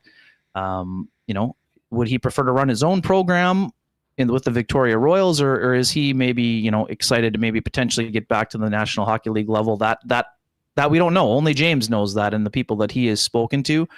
Huss, we still wonder about someone like Todd Nelson, up 3-0 in their series now, 1 away from the Calder Cup final. If you're Todd Nelson, you have one of the best jobs in the American Hockey League. You're in it with a great program, a team that is committed to winning. You won last year in Game 7. Looks like they're headed back to there now. But if you're Todd Nelson and you've racked up all these wins and it hasn't led you to your next NHL head coaching job, would there be some appeal to running the Jets power play? Maybe getting it humming around 25% to 30%. Now, what does that do for your next head coaching opportunity? Is that an opportunity that, translates into what you're actually looking for, sort of kind of similar to the Andrew Burnett situation, right? Relieved by the Florida Panthers, joins the Devils, next year he's coaching the Nashville Predators. So again, it's a tough choice. I don't know how these guys feel about this situation. I mean, Carl Taylor might be in the similar vein. I mean, he was passed over by Nashville for Andrew Brunette. Is he maybe looking to graduate? Those are things that would all be under consideration. But the way that it works with the Jets, there's probably going to be a name that we're not expecting, and that'll be one of the two spots. And the other one, who knows where that one's going. But we also know with Nolan Baumgartner going to the Ottawa Senators, there's a third vacancy in the organization, and it'll be interesting to see how that gets filled also. Yeah, definitely really happy for Bomber. Great opportunity for him. Would have loved to have had him stick around. Such a great part of our hockey community here. But he's going to a place with a guy that he knows very well, and as you mentioned, just a great opportunity. Hey, were you listening earlier when we played the clip of Chris Johnson talking about Monahan and Ehlers? I know you were doing Paul Maurice. No, I didn't hear. What did he say? Reem, if you can't, just on the cue this pod, up on again. his pod, or Yeah, it's a shorter clip, but it speaks to the Ehlers situation, but also Monahan. I want to get into both of those players. So, Sure. Remo, if you can, let's fire this up. This is from the CJ show, if you missed it. And it's Chris Johnson just asked about the Winnipeg situation, Nick Ehlers' future, but also the potential of Sean Monahan hitting unrestricted free agency on July 1st. I think Monahan's likely going to test free agency. At his stage of his career, you could see why he might want to choose where his next destination is. Ehlers, I've heard some of those trade rumors out there. I can't gauge the likelihood. It seems certainly possible. You're getting to a point where he's 1 year out from, he's not a free agent this year, right? He's got one more year on his contract, I believe. So you're kind of making a decision one way or another. And I think certainly he would have some value out there, but it's all about finding the right trade fit. And at this point, I don't have a good sense of if anything makes sense for the Jets, but certainly we'll dig into that as we get a little closer to the draft and the trading period heating up. Kenny, let's start with Monahan. Let us know if you've heard anything. Any kind of things have been somewhat quiet. I know there was the belief that the Winnipeg Jets would really like to keep Monahan. Sure. From your perspective, what makes sense for the team when it comes to money, but also term? I kind of said this earlier on the show, but I have a feeling that if Monahan gets to July 1st, I'm not sure that there's a 4-year deal out there waiting for Sean Monahan. And while I like the idea of Monahan coming back, personally, I'd be a little apprehensive for getting into a longer-term deal. That might mean paying a little bit more money in the short term. I'm not sure. But what's your read on that whole situation? And from a Jet perspective, what would make sense for the club? Sure, Hassan. I mean, that's the tricky song and dance here, right? I mean, you have a guy who basically played on two show me contract last year. He's looking for a substantial raise from the $2 million he made. I mean, is he going to get what he got as a prolific player in Calgary? That I'm not sure. I think he's 29 years old. Correct me if I'm wrong, but the odometer is, there's been a lot of hard miles in the last couple of years, but he's overcome those injuries and shown that he can be a very productive player. So I do see him wanting a deal at least, 4 is a great number, Huss. I mean, I think that, if you're the Jets and you want to sign Sean Monahan, I think you have to go to a 4th year. We always talk about the parallel with Paul Stastny. He got a 3-year deal in Vegas. The Jets were certainly comfortable with 2. They probably made an offer on the 3rd year, but then, Vegas just kind of matched the money or maybe exceeded it a little bit. So I do think that the Jets would be comfortable going to 3 for sure. And I think the 4th year would maybe be what you're looking for. If you're Sean Monahan's agent, you're probably saying it's going to take 5 years. In the preliminary discussions, can he get 5 years? Now, I'm not sure. I mean, there certainly are some, risks attached to that, but this is also a guy who, the reason why the Jets would want to keep him, Huss, he checked all the boxes basically, right? What happened after Sean Monahan arrived? A team that was among the worst in faceoff percentage found their best faceoff guy. He played on the penalty kill. He was a big part of the power play, and the power play was much better when Sean Monahan and Gabriel Velarde were out there together, right? He plays strong minutes at 5-on-5, and he's on the ice either, chasing a 1-goal deficit or protecting a 1-goal lead. So, I mean, if you're the agent and you're listening to a coach say, oh, hey, well, he touches all parts of the game. Well, of course you're wanting to get term and dollar, right? So now, what are the other situations that make sense for Sean Monahan, and what is he looking for? I mean, to me, there's a couple obvious things that make sense. You're looking at a team that is looking to change the construction of its roster. Well, who's one of his best friends in the game, Huss? Johnny Gaudreau. Incredible success together. What is the Columbus Blue Jackets' biggest need over the last 5 seasons? Number 1 center depth. I mean, is Sean Monahan, can he go in there as a number 1 or more of a 1B behind Adam Fantilli, depending on where you want to play him? That certainly would be a possibility that Don Waddell would be looking for if Sean does get to free agency. And to me, another one too, if you're Ottawa, I mean, Sean had great success as a junior player with the Ottawa 67s. They've got lots of center talent, but would he be a guy that would maybe help on the culture and leadership side of things, and you're trying to get yourself back up the ladder? There's lots of teams that would be interested in Sean Monahan. How many of those teams are interested in going in 4 years and at a dollar value that's probably, it's got to be definitely north of 4.5. It's probably north of 5. Can he get to 6 or higher? That would be also a question that I have. I don't think the Jets can go to $6 million on a 4 or 5 year deal personally, but that depends on if you don't sign him, you got to replace him, or else you're rolling into the season with either Cole Perfetti or Brad Lambert as your number 2C. So not saying that they wouldn't do that, but that's part of the consideration. Now, and sorry, I should also say Vladislav Nemesnikov, spent a good chunk of last year in that role and would be an option to be played in that role also. Yeah, I'm it's interesting you put it that way. If those are the numbers and the terms, I think they got to start figuring out a plan B. Because, I mean, from where I'm at, I'm not going. What would you be comfortable? 4.5 or what? If it was 3 years, I would do that. And again, there might be a higher bidder and there might be a better opportunity. But I mean, when you think of looking at the Jets, Mark Scheifele is here, Adam Lowry is here.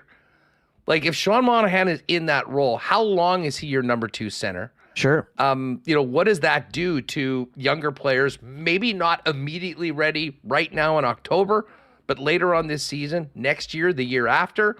What does that do? I mean, obviously, if you're spending that sort of money on a player with that level of commitment, like, I just wouldn't want them to get into a situation like they're in right now with Nate Schmidt, where you've got other players you'd probably be rather playing ahead of him, but you're on the hook for a big amount of money, and it's a spot on your roster that's taking up key cap space. And I'm not saying that would happen. Listen, Monahan, I think, has really showed the last couple years that the worries that he was done very early were very much mischaracterized, and it's all to his credit.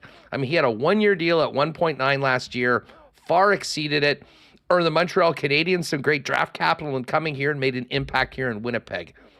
But this organization, I think Kevin Cheveldayoff, when they're looking at this right now, probably the reason why it looks like it might get to July 1st is that they want to avoid being in a situation where you've got an older veteran player that might be on the back nine or the downside of their career, taking up cap space and taking up a roster spot that you might be best served for a younger player. And, in the next couple of years, absolutely you can live with that. For 3, to me, I wouldn't go 4 personally. That's just my own opinion. I guess others will have their own, because, it is, to your point though, it's very, it's tough to thread the immediate needs of the hockey club and what this means for next year, but also thinking about the big picture over the life of that contract and what that may prevent you from doing. And listen, if a guy in the second year of a deal like that gets passed and there's someone else playing number 2 center and you've got Adam Lowry as your third line, is he your fourth line guy? Does he move to the wing?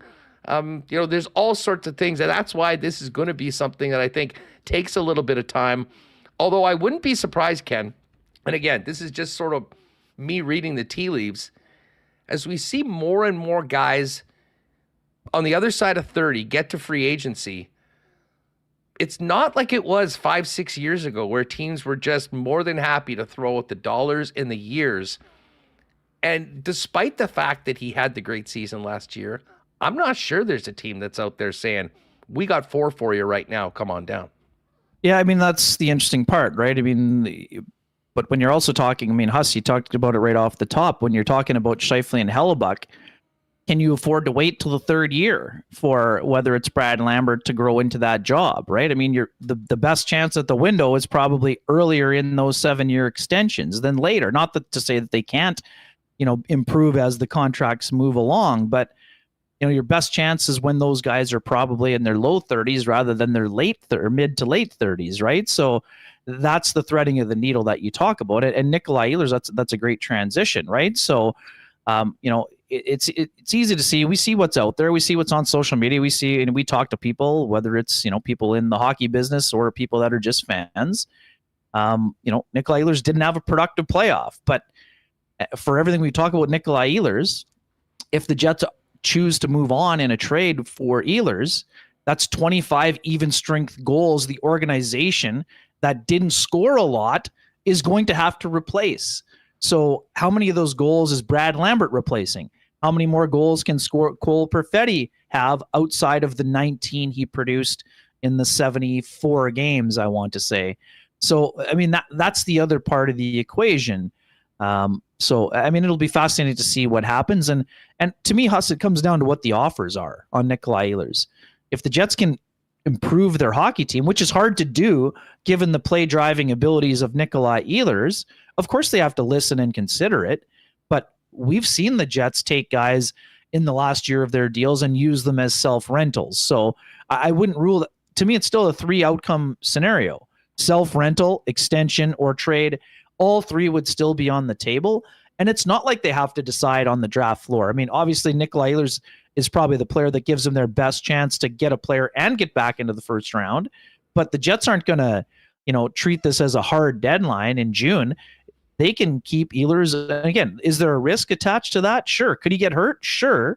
But he also could have a breakout season. And maybe there's still a chance at an extension. So, well, just on that extension, let me ask you this. Rick Bowness isn't the coach anymore. He was calling the shots as far as who was playing with who and all that. Yeah. Do you think that the move to Arnie as the head coach changes things at all about, the potential of Nikolai Ehlers maybe getting a little bit more run at the top, but putting him in a situation where he feels more comfortable to sign long-term and re-up with the Winnipeg Jets? Sure, it's obviously a possibility, but I mean, only Scott O'Neill and Nikolai Ehlers are having those conversations, right? And you still have to find a comfortable number in term. Do I think that Ehlers has reached the point where he's out of here for sure? Of course not. I mean, we know how he answered my question the other day. Other day, it feels like the other day, but it was a long time ago. I mean, again, people in the moment, all you got to do is offer the number that you're comfortable with, and the extension happens.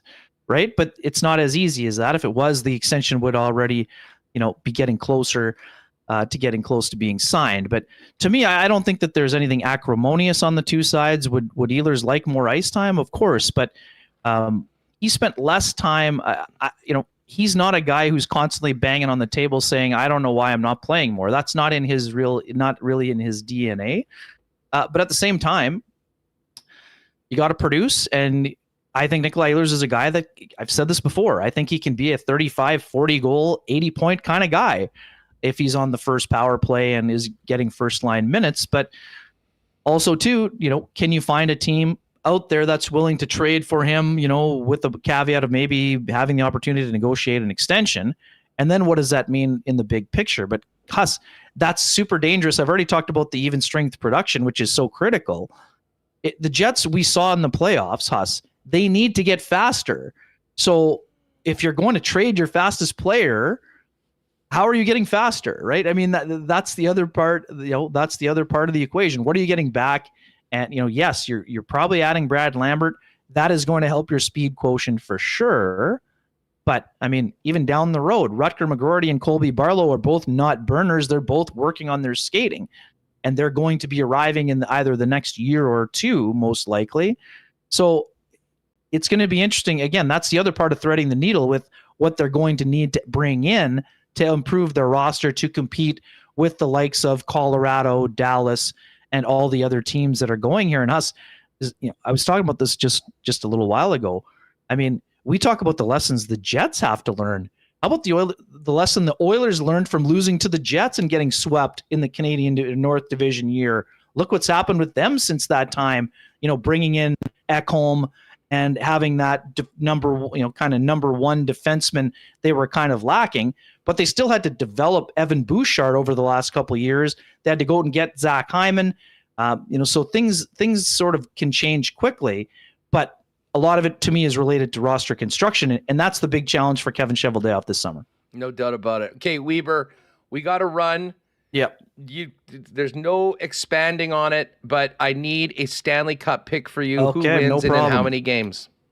I had a great chat with Calvin Pickard yesterday. That's going to be up on the website at the Winnipeg Free Press soon. The Awesome. Winnipegger, the backup goalie, he was just fired up. But I am going to go with the Panthers in 6 here. I think it'll be a great series.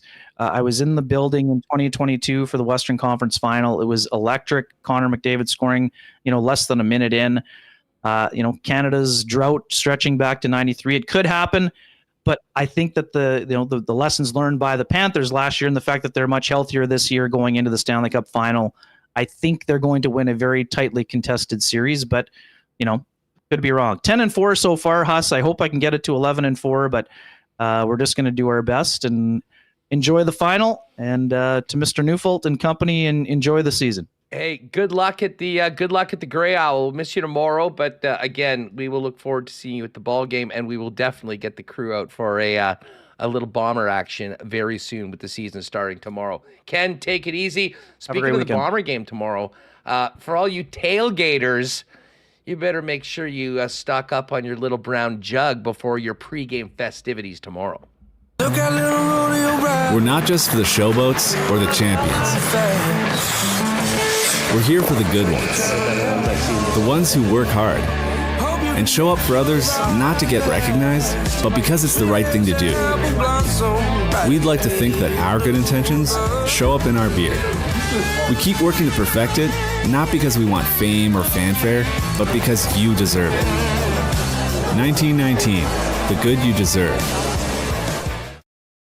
Hey, it is Wednesday night, and you know what that means, gang. It is Wingy Wednesday down at Next Door at 116 Sherbrooke, a cool neighborhood restaurant in the heart of West Broadway, connected to Good Neighbor Brewing, and they've teamed up with the guys behind Cosmos and our favorite Hoagie Boys for the I see Patty Neufeld nodding about Hoagie Boys before he comes in for just some engrossing food. It's Wingy Wednesday. The wings are amazing, and they're serving a pound of naked wings for $15. But the kicker is they have a sauce cart where you get to choose your own sauces, mix and match and pour as much as you want from 14 house-made sauces tonight at Next Door, 116 Broadway for Wingy Wednesday. And, of course, you can see the guys that do the food there also at the Beer Can with some great offerings, and of course Hoagie Boys on South Osborne. We got to give a shout out to our friends at Royal Sports. Tomorrow is the home opener. If you do not have all your Bomber gear, get on down to Royal today or tomorrow and get suited up in blue to welcome the team back and kick off the 2024 season. Nowhere better in the city for all of your licensed merchandise from your favorite teams, including the Winnipeg Blue Bombers, the Winnipeg Jets, Sea Bears stuff as well, and of course the NFL, Jays and Major League Baseball, City Connect stuff coming in right now, and soccer from around the world. While you're there, check out soccer, softball, baseball, running, tennis, tons of bikes. It's all there for you. Royal Sports 750 Pembina, and follow them on Instagram at Royal Sports Winnipeg for the latest merchandise drops and sale information. And normally I'd tell you the place to be for the game tomorrow night is Boston Pizza. Well, it's a home game, so the best place to be is Princess Auto Stadium. But for the Stanley Cup Final on Saturday, you know where to be. Your local BP. Get together with friends, scarf down that new playoff menu featuring wing flights, the Sicilian square footer pizza, jalapeno popper dip, and a few ice-cold schooners. And hey, if you're staying at home tonight or any night, you can always get the great taste of Boston Pizza hot and fresh to your door by ordering online at bostonpizza.com. All right, let's get ready for kickoff tomorrow and welcome in a member of yesterday's TSN list of the top 50 players in Canada. Number 47, the man himself, Patty Neufeld. Pat, what's up? I couldn't help but see the smile on your face when I mentioned Hoagie Boys. Dude, that place is awesome. I mean, they deserve to blow up. Those sandwiches rule. Yeah, what a great shout out. And then, what's the name of the place with the wings? With a wing cart? Are you kidding me? Yes, the Sauce Cart. They do the food down there next door at 116 Sherbrooke. It's another place you and the fellas might need to check out. I was just going to say, you just opened the door for the next offensive line Hoggy night, so they better get those fryers going, man. Right on. Now, how are you feeling right now heading into tomorrow? What's the vibe like around the team? It's a long off season, and you get the team that you last played in the Grey Cup in your house tomorrow night to kick off the year. Yeah, it's just excitement. You know, the hay's in the barn physically. We still have a couple hours, obviously, until kickoff, so we can get some more tape in and kind of answer those questions. But ultimately, it's just excitement. You know, we get to play in the best venue in Canada in front of the best fans, the loudest fans. You know, some of us will have a little bit of a bitter taste still left in our mouth. It's been a long off season, so you know, Montreal is going to put up a good fight, and we're going to rise to that challenge and go out and play a fast, physical game. This training camp seemed a little different than the last couple. We didn't see a lot of the veterans. You were one of the very few that suited up in a preseason game. Actually, I didn't suit up preseason game at all. Oh, you did? I thought you played in the last one. No, it was Lofton, and you were going to move over. That's right. Yeah, no, I didn't play in any preseason. So I was one of those vets that didn't play. I don't know, for whatever reason, just the way the offseason went and guys training just didn't, you know, guys taking a little more time to recover and get ready for the regular season. And like you said, it was a different training camp because we've had a lot of new guys. I think this is probably the most rookies new guys, rookies that we've had in the building in a long time. And we're going to have we do have some turnover in some spots, but ultimately I think that's what happens is, you know, guys have stuck around our organization for a long time and you know, it's not always a charity case, and guys want to get what they believe is rightfully theirs contract-wise, and some guys have moved on, and, you know, it doesn't change relationships you have. It's the business of the sport. So there is turnover, but that's what training camp's for, and that's what meetings are for, is to gel and come together and then put it all together tomorrow night. As a veteran that's been through a few of these, I'm sure you were paying close attention at who these new guys are, how they were looking. I mean, from the inside, what did you think of the new blood in the locker room and the positional battles for the open spots that were there?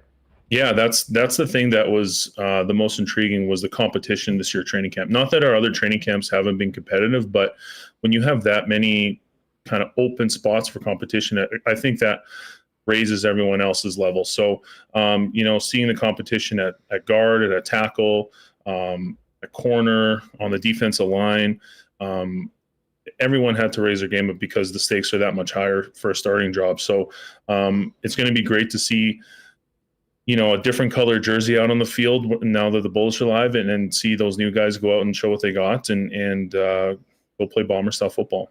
You know, it's always intriguing from a fan's perspective to see, you know, who these guys are, but there's so many of them, and, you know, it's limited reps in preseason for everybody. I mean, we were talking about the receivers. There was like 10 different guys were catching passes in that first game, and then you get down to it, you know, you got a lightning delay in a preseason game of all time.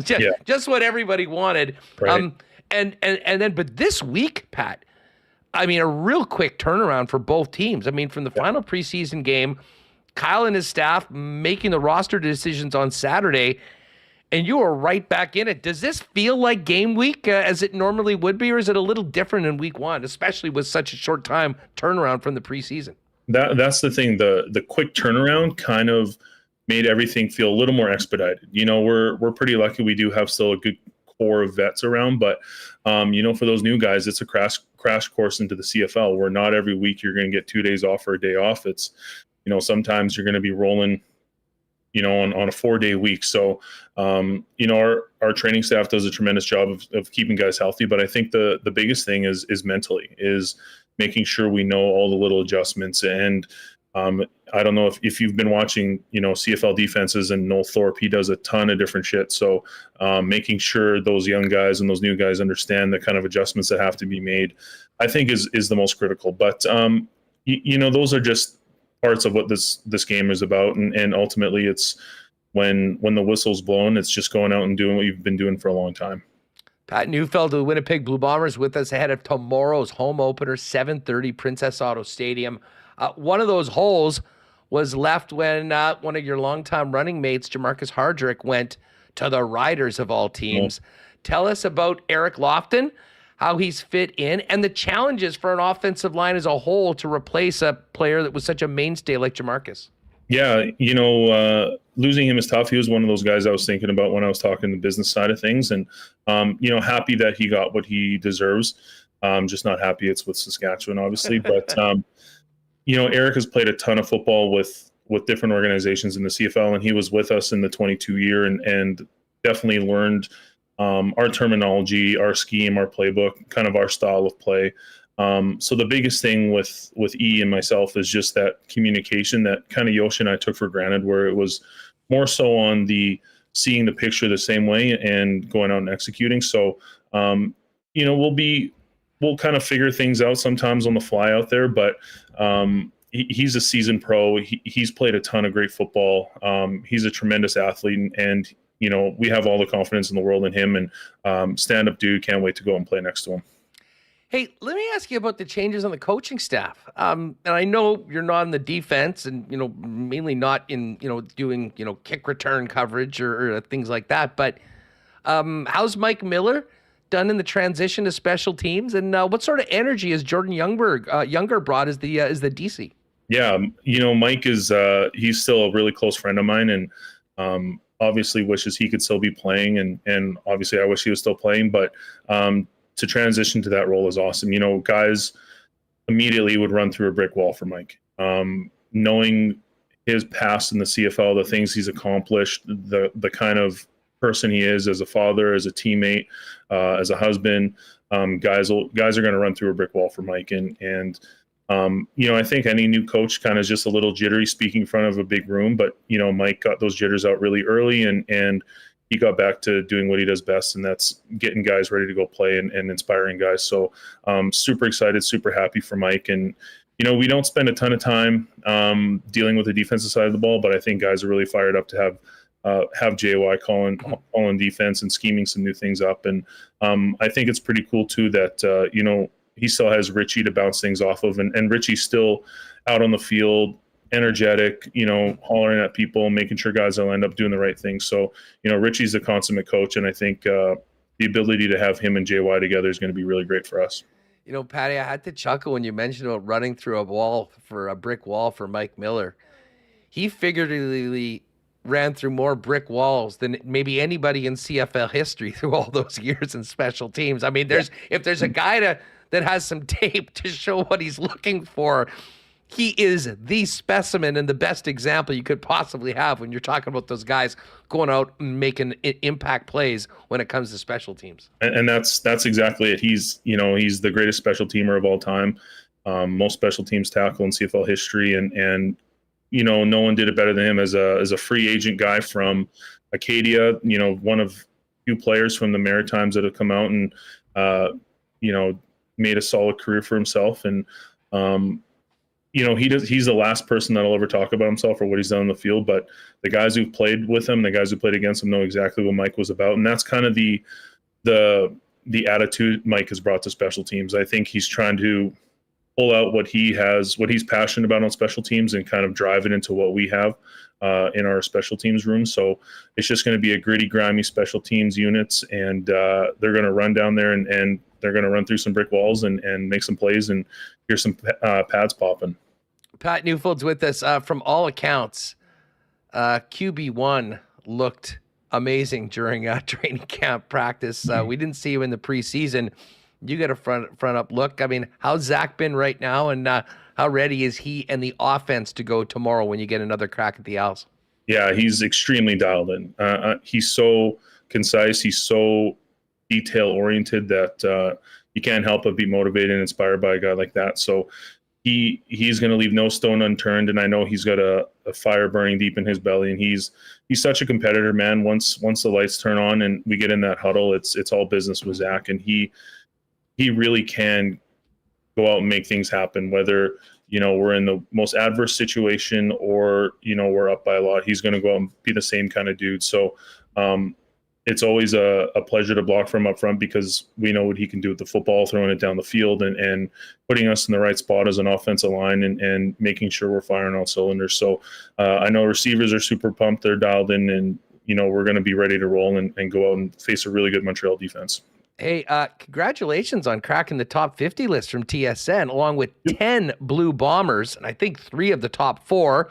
Reason why you guys are once again the Grey Cup favorites. What was that like for you? Did you know in advance? Do they tip you off that that's happening, or do they just say, "Hey, pay attention tonight when this list comes out"? We didn't even get to pay attention, nothing. So we actually had our an offensive line supper last night. We all went to Coolbet down there in Corden, and shout out to them. They treat us extremely well. So we were sitting there, and actually Jamarcus Hardrick of all people texted me and said, "Hey, congrats on making the top 50." And I was like, "Oh, that's kind of cool." I feel like that's a nice little feather in the cap. So yeah, it was pretty cool. You don't ever think about that stuff, but it's definitely a really nice accolade. So, sorry, go ahead. I was going to say that I think it's pretty nice that we got 10 guys on there too. Amazing. It speaks to the quality of football that this team and this city has. And I will say for you in particular, it's nice to see the boys in the trenches get a little bit of love, because often the offensive line is the last. Keeping in mind how damn important it is, and just ask any quarterback in the league, sometimes excelling on the offensive line does get overlooked by the media. So I was particularly happy to see you get your name mentioned yesterday amongst the best in the league. I appreciate that, man. And you know what? You should be in every football building preaching that, because as an offensive lineman, I think there needs to be more offensive line guys out there. I mean, I don't know one position in sports where you actually don't see the ball when you're playing. That ball's behind us all the time. So it's great. I think there could be more offensive linemen on that list, but we'll take it. Hey, listen, before we get to tomorrow, because it's all business come tomorrow for you for the rest of the season till hopefully Vancouver in late November. How was your off season? What were the highlights? You do anything cool? You take any trips? Off season was a little more quiet this year, being a relatively new dad, but we actually made it out to the East Coast. We went out to the Jake Thomas Curling Classic, so got to go out there and try my hand at curling. I can tell you it's not very good. Respect to curlers, because that is extremely difficult and humbling. And then we actually made our way out to Moncton to go hang out with our new special teams coordinator, Mike Miller. So our families are really close, and we got to go out to Moncton for the first time and hang out with them and go hang out and see what that place is all about. Beautiful out there. And that was about it. Get back to training, and also pretty fortunate to do a lot of community stuff with the Blue Bombers. So got to go to some northern communities, and actually got to go up to Churchill, myself and Willie and Shane Gauthier, Tanner Cadwallader, a bunch of us in town, Kenny Lawler. We were making our way out to some northern communities and hanging out with the Blue Bombers community staff. And what was that like, Pat? I mean, I saw some pictures, and Jeff Hamilton won one of the trips. I mean, I've been involved in some of those events where you go with some athletes to some of these remote communities, and the response is unbelievable, and you can tell the impact it has made. What was that like for you personally to get up there representing the Blue Bombers in some areas far, far away from Winnipeg, but still with a lot of Bomber fans? For sure, and I think you nailed it when you said it's humbling. It's the impact that we have on fans that don't necessarily always get to experience what we do in person, but they're still tremendous fans, and just pretty cool to go to those areas that are so remote, and some struggle, and maybe bring a little joy and positivity into their week by bringing footballs out and clothing out and just hanging out, and simple things like playing catch and just connecting with a little kid at the school who has never met a pro athlete before, and it kind of gives you some perspective in life, and just a really cool experience, not one that a lot of people get to do, and extremely grateful to do it. Patty, listen, it's always a pleasure having you on the program. You're definitely one of our favorites, and a very popular guy in the chat as well amongst Bomber fans. Just before we go, It's back to business back to business tomorrow. How are you feeling? And a quick message to the fans that'll be packing that stadium tomorrow from the heart and soul of the O-line. We are extremely fired up. I kind of get lost for words talking about our fans because they are truly the best fans in this league, some of the best fans in Canada, and it's truly a privilege to play in front of that crowd in that stadium. So just excited to go out there and hear that roar, that insane passion from our fans, and put on a show for you guys. So really excited, really fired up, and can't wait to get in front of Princess Auto Stadium. Patty, all the best this season. Continued great play, great health, and great success with the Blue Bombers. Hopefully we can do this later on this season. Kick some ass tomorrow, and thanks for joining us on WST today. Thanks, buddy. I'll talk to you guys soon.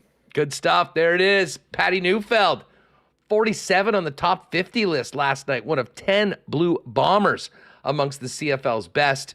And he's right. The O-line needs more love. But it was great to see Stanley Bryant and Patty get on that list, and they absolutely deserved it. Great stuff from Pat. And, of course, the focus tomorrow is on Bombers Alouettes CFL kickoff. Today, however, unbelievably, we've already got 2 wins for Winnipeg sports teams that'll probably find their way being mentioned on Connor Rabchuk's Winnipeg Sports Weekly Wrap-Up, which you'll see on YouTube and in your podcast feed on Monday morning. The Sea Bears, in a thriller earlier today, 10:30 a.m. game, getting a big win to go to 3-1 on a Teddy Buckets walk-off. And the Goldeyes walked off as well today down at the ballpark with that 11 a.m. start. Just an awesome run right now for the Goldeyes. A big turnaround after dropping 2 of 3 in the series on the weekend. I was out for a nice big win. The bats kept on coming. It was a tough one last night, a pitcher's duel, 1-0, but they win the series tonight on a walk-off against Kane County. The hero today, Gio Brusa, with the walk-off hit. The kids in attendance go home happy. The people that were ditching work for a long lunch go home happy. And the Fish go on the road. Good luck to them. They are back in action on Friday. And don't forget, if you haven't already got your tickets, there's less than 10 left for the Winnipeg Sports Talk Goldeyes Patio Party on June 18th. If you're with us on YouTube, there's a link in description. If you're listening on the podcast, go to winnipegsportstalk.com.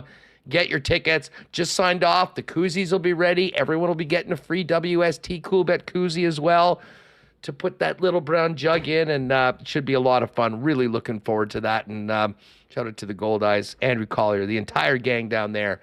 Great to be back at the ballpark this season. We will get to our Assiniboia Downs picks in a minute. As far as our Breezy Bend golf report, U.S. Open field is set. This week it is the Memorial Tournament. Of course, a famous tourney on the PGA Tour each and every year. Elevated event. All the big guys are there. Scotty Scheffler, Rory McIlroy, Xander Schauffele, Victor Hovland, Colin Morikawa, amongst your favorites. Corey Connors coming off a brilliant final round at the Canadian Open. A lot of ball striking, very important in this tournament. Corey has dialed in right now, looking for a great performance from him. And shout out to our Coolbet guy, Adam Svensson, who's also in the field this week, earning his way as well into the U.S. Open by qualifying in the longest day in golf on Monday.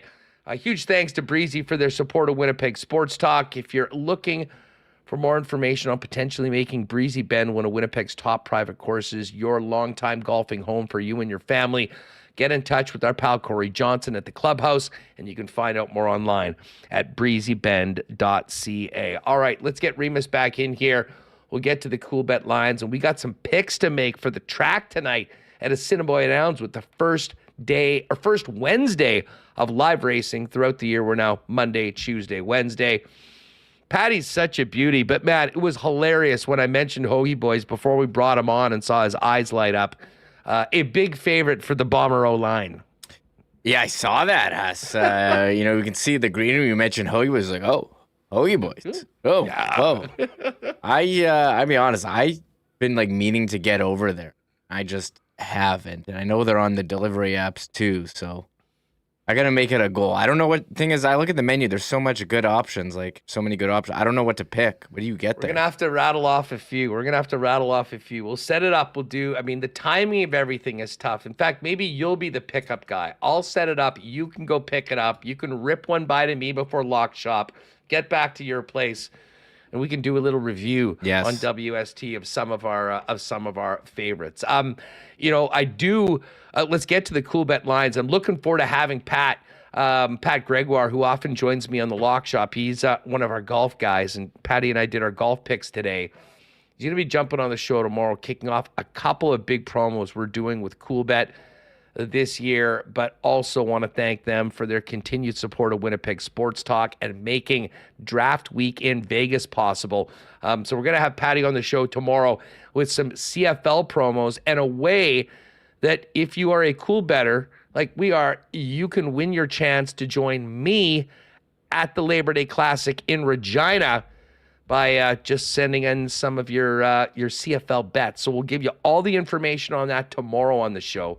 But right now, bit of a slower night tonight. I got to figure out a play of the day, Reem, for the Coolbet Socials. And I'll be honest, I might have to just fade the Blue Jays because they are getting absolutely worked right now by the Baltimore Orioles. And maybe I can mush them into a win.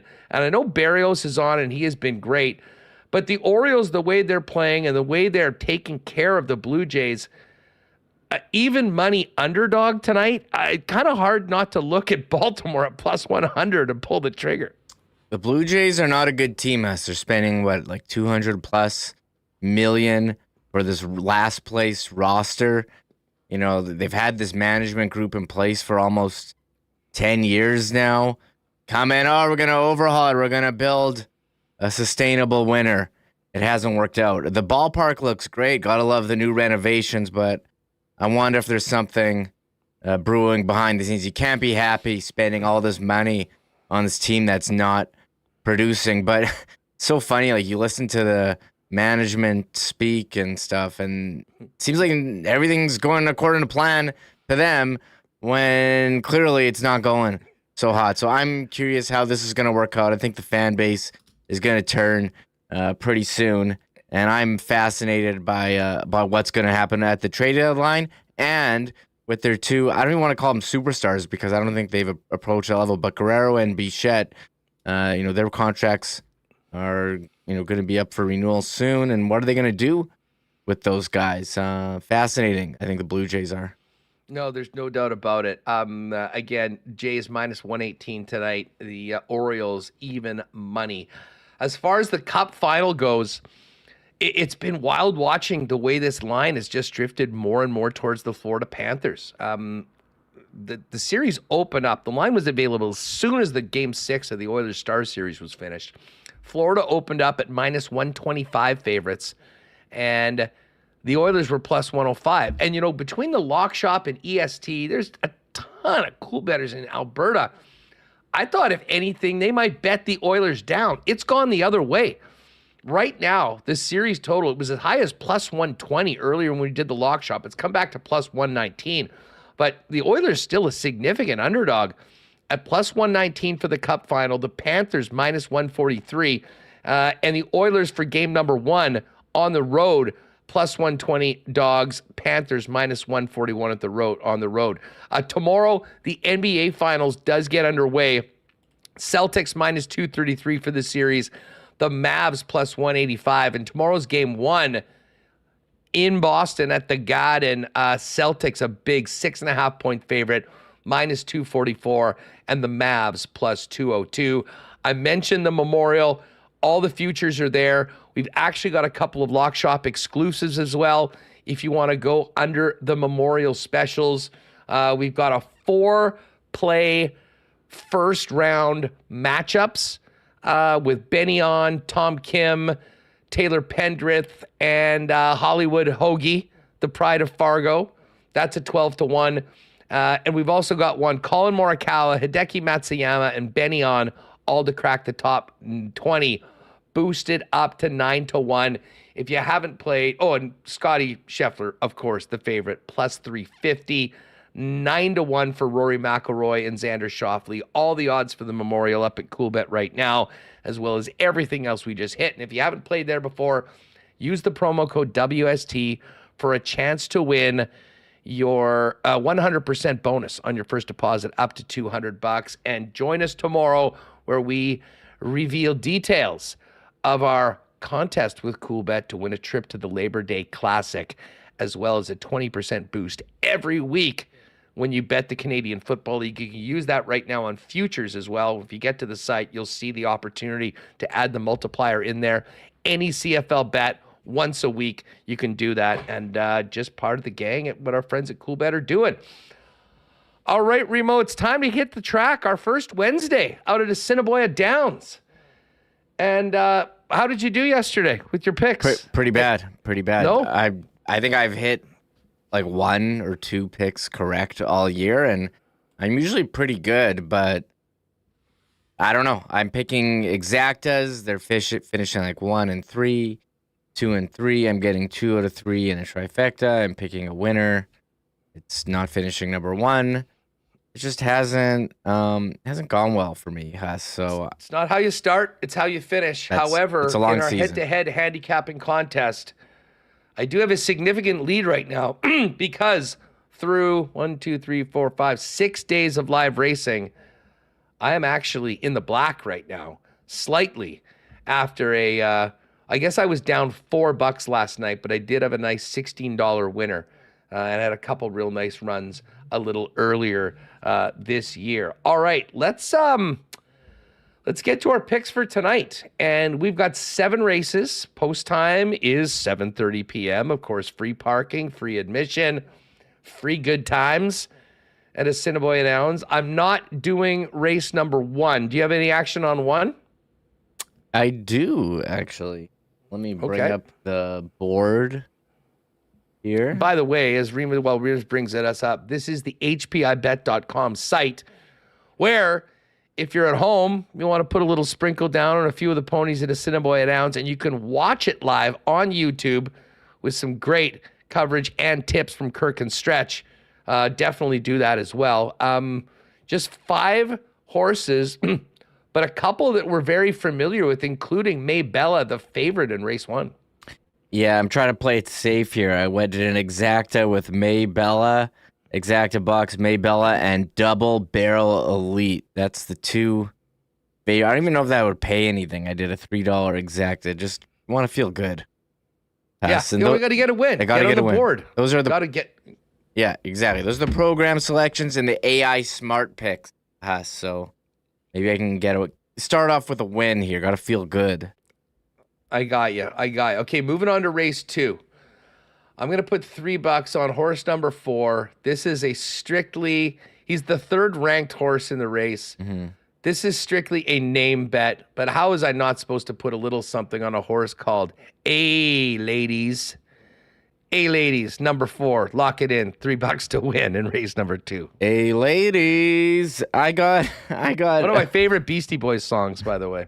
Or is like Val That's Venus. from Paul's Boutique. Hey, ladies, is like Val Venus. Let's not get to Val Venus right now. I saw he was trending. He's been trending, yeah. I saw he was trending the other day. We're not touching that. $3 exacta box 4-6. I got A-Ladies and Down the Street Debbie. A heavy favorite, Down the Street Debbie with A-Ladies. So hopefully they can go 1-2. I need a win here.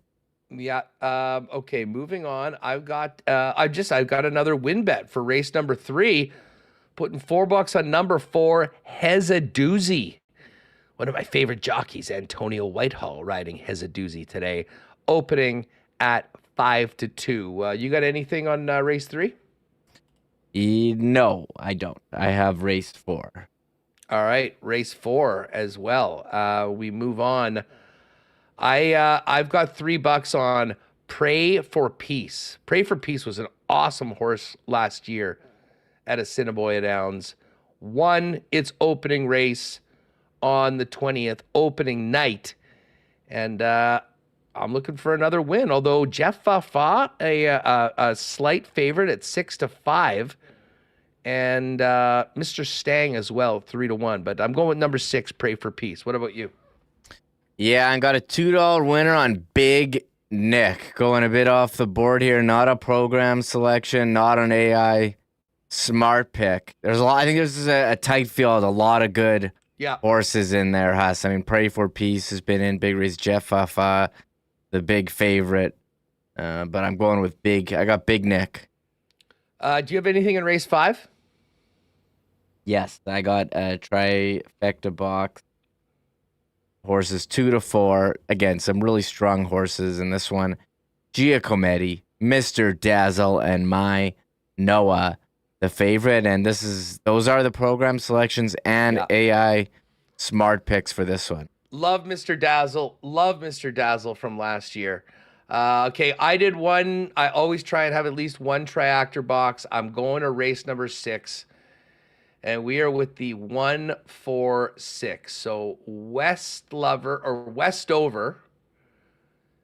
Exotics Bear, and Replete. Replete and Westover are both part of the AI picks and the program selections, but we're squeezing in Exotic Bear in place of Asando's back. So a 1-4-6 triactor box. My biggest swing of the day. Do you have anything in race 6? Race 6? No, I'm done. All right. And then my final bet, we got a $2 exacta box for $4 in race number 7.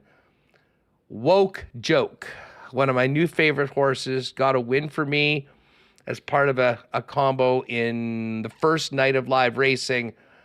I'm rolling with Woke Joke and Naughty Kimmy and fading the heavy, massive favorite, Awareness Autism. So if Awareness Autism can just finish out of the top 2 and those two come in, I think it'll actually be a really, really nice win because Awareness Autism is the big favorite. Those are the picks. We're going to lay them down at hpibet.com. But your best place to watch the track is to get out there and do it live at Assiniboia Downs. Man, you remember we were talking about Rydam yesterday? Yeah, Rydam. How did Rydam do? Rydam, I bet Rydam to win so close in second place. I was all over it yesterday. You were too. I think it's just a matter of time before we have a massive day with these picks. Maybe it could be tonight, Remis. I'm due. I haven't really won. I think I've been close. Like, I looked at my picks yesterday, and I just missed on all of them. So I've got a history of winning, and we will see. Oh, I see Connor has just entered the chat and said his Xbox gamer tag is Happy Camper. I'm glad that Connor has an Xbox gamer tag. I have mine too. Guess what it is? Hustlerama, as you would know it well. Mm-hmm. And if you have the Game Pass, here's a quick tip. If you have the Game Pass, there's a game called Turbo Race Golf. Mm-hmm. Something Turbo Golf. And it's kind of, I was playing it yesterday, it's kind of the combination, as I described to you off air, Remis, of Rocket League and golf. Really, really fun. I'm going to be getting into this a little bit more. So if you do have the Game Pass and you want to just download it or you want to get it, do recommend it. Really, really fun. We may have to do a stream sometime soon of a little bit of a turbo race golf event for the crew. And yes, if you are playing Xbox, I know Kabilis is one of those guys. If you're in the chat, add me at Hustlerama. And if you want to, I'm not very good. I'm not in the Remis category of hockey. I do like it. Love the soccer. I've got the soccer game, the FC 24. And now I've just added the EA Masters also is downloadable with the Game Pass this month. So I haven't tried that yet, but I did download it yesterday at the expense of what was that car game we were playing a lot when we first got these, Remo? The Forza? Car game? You played Forza? Yeah, that's on there. I played a ton of Forza, but it was so big that when I was adding all these other games, I had to take it off my the memory, because it was going to free up like 135 gigs. Some of those games are big, and we only got the cheap Xbox. We don't have a lot of room, but yeah, got to get in on this. All right, on. Well, anyways, good luck to you and your picks this evening. Good luck to me as well, and good show today. appreciate being able to turn this around and get that Marshall Ferguson in you. We didn't want to have a CFL preview. Tomorrow on the program, we'll have much more, including Murat Atesh joining us from parts unknown before, I believe, a surfing day. So check that out tomorrow and make sure to join us. We'll be all over tomorrow's Bomber game. And then a little tease for you. Friday's show, must view our white whale of WST. I'm just going to leave it at that. We're very excited for a big guest coming up on Friday. We'll, of course, recap the Bomber game. We'll have a bunch of our regulars, but hoping to have one of our, let's just say a guest that we've been as excited about as maybe anybody on WST. Huge thanks to our sponsors that make the show happen each and every day. Everybody listening on the podcast, all of you hanging out in chat. Have a great one tonight. Tomorrow, our first Bomber Game Day edition of Winnipeg Sports Talk of the Year. Appreciate Pat Neufeld jumping on today. An abbreviated visit with Dave Naylor, Marshall Ferguson, and of course Ken Wiebe, and all of you for making us a part of your day. Have an awesome evening. We'll see you tomorrow. Throw the Blues on. Bomber season's back, and we'll be back tomorrow on WST. Oh my God! Oh! Shut it down! Let's go home! Thanks for tuning in to Winnipeg Sports Talk Daily.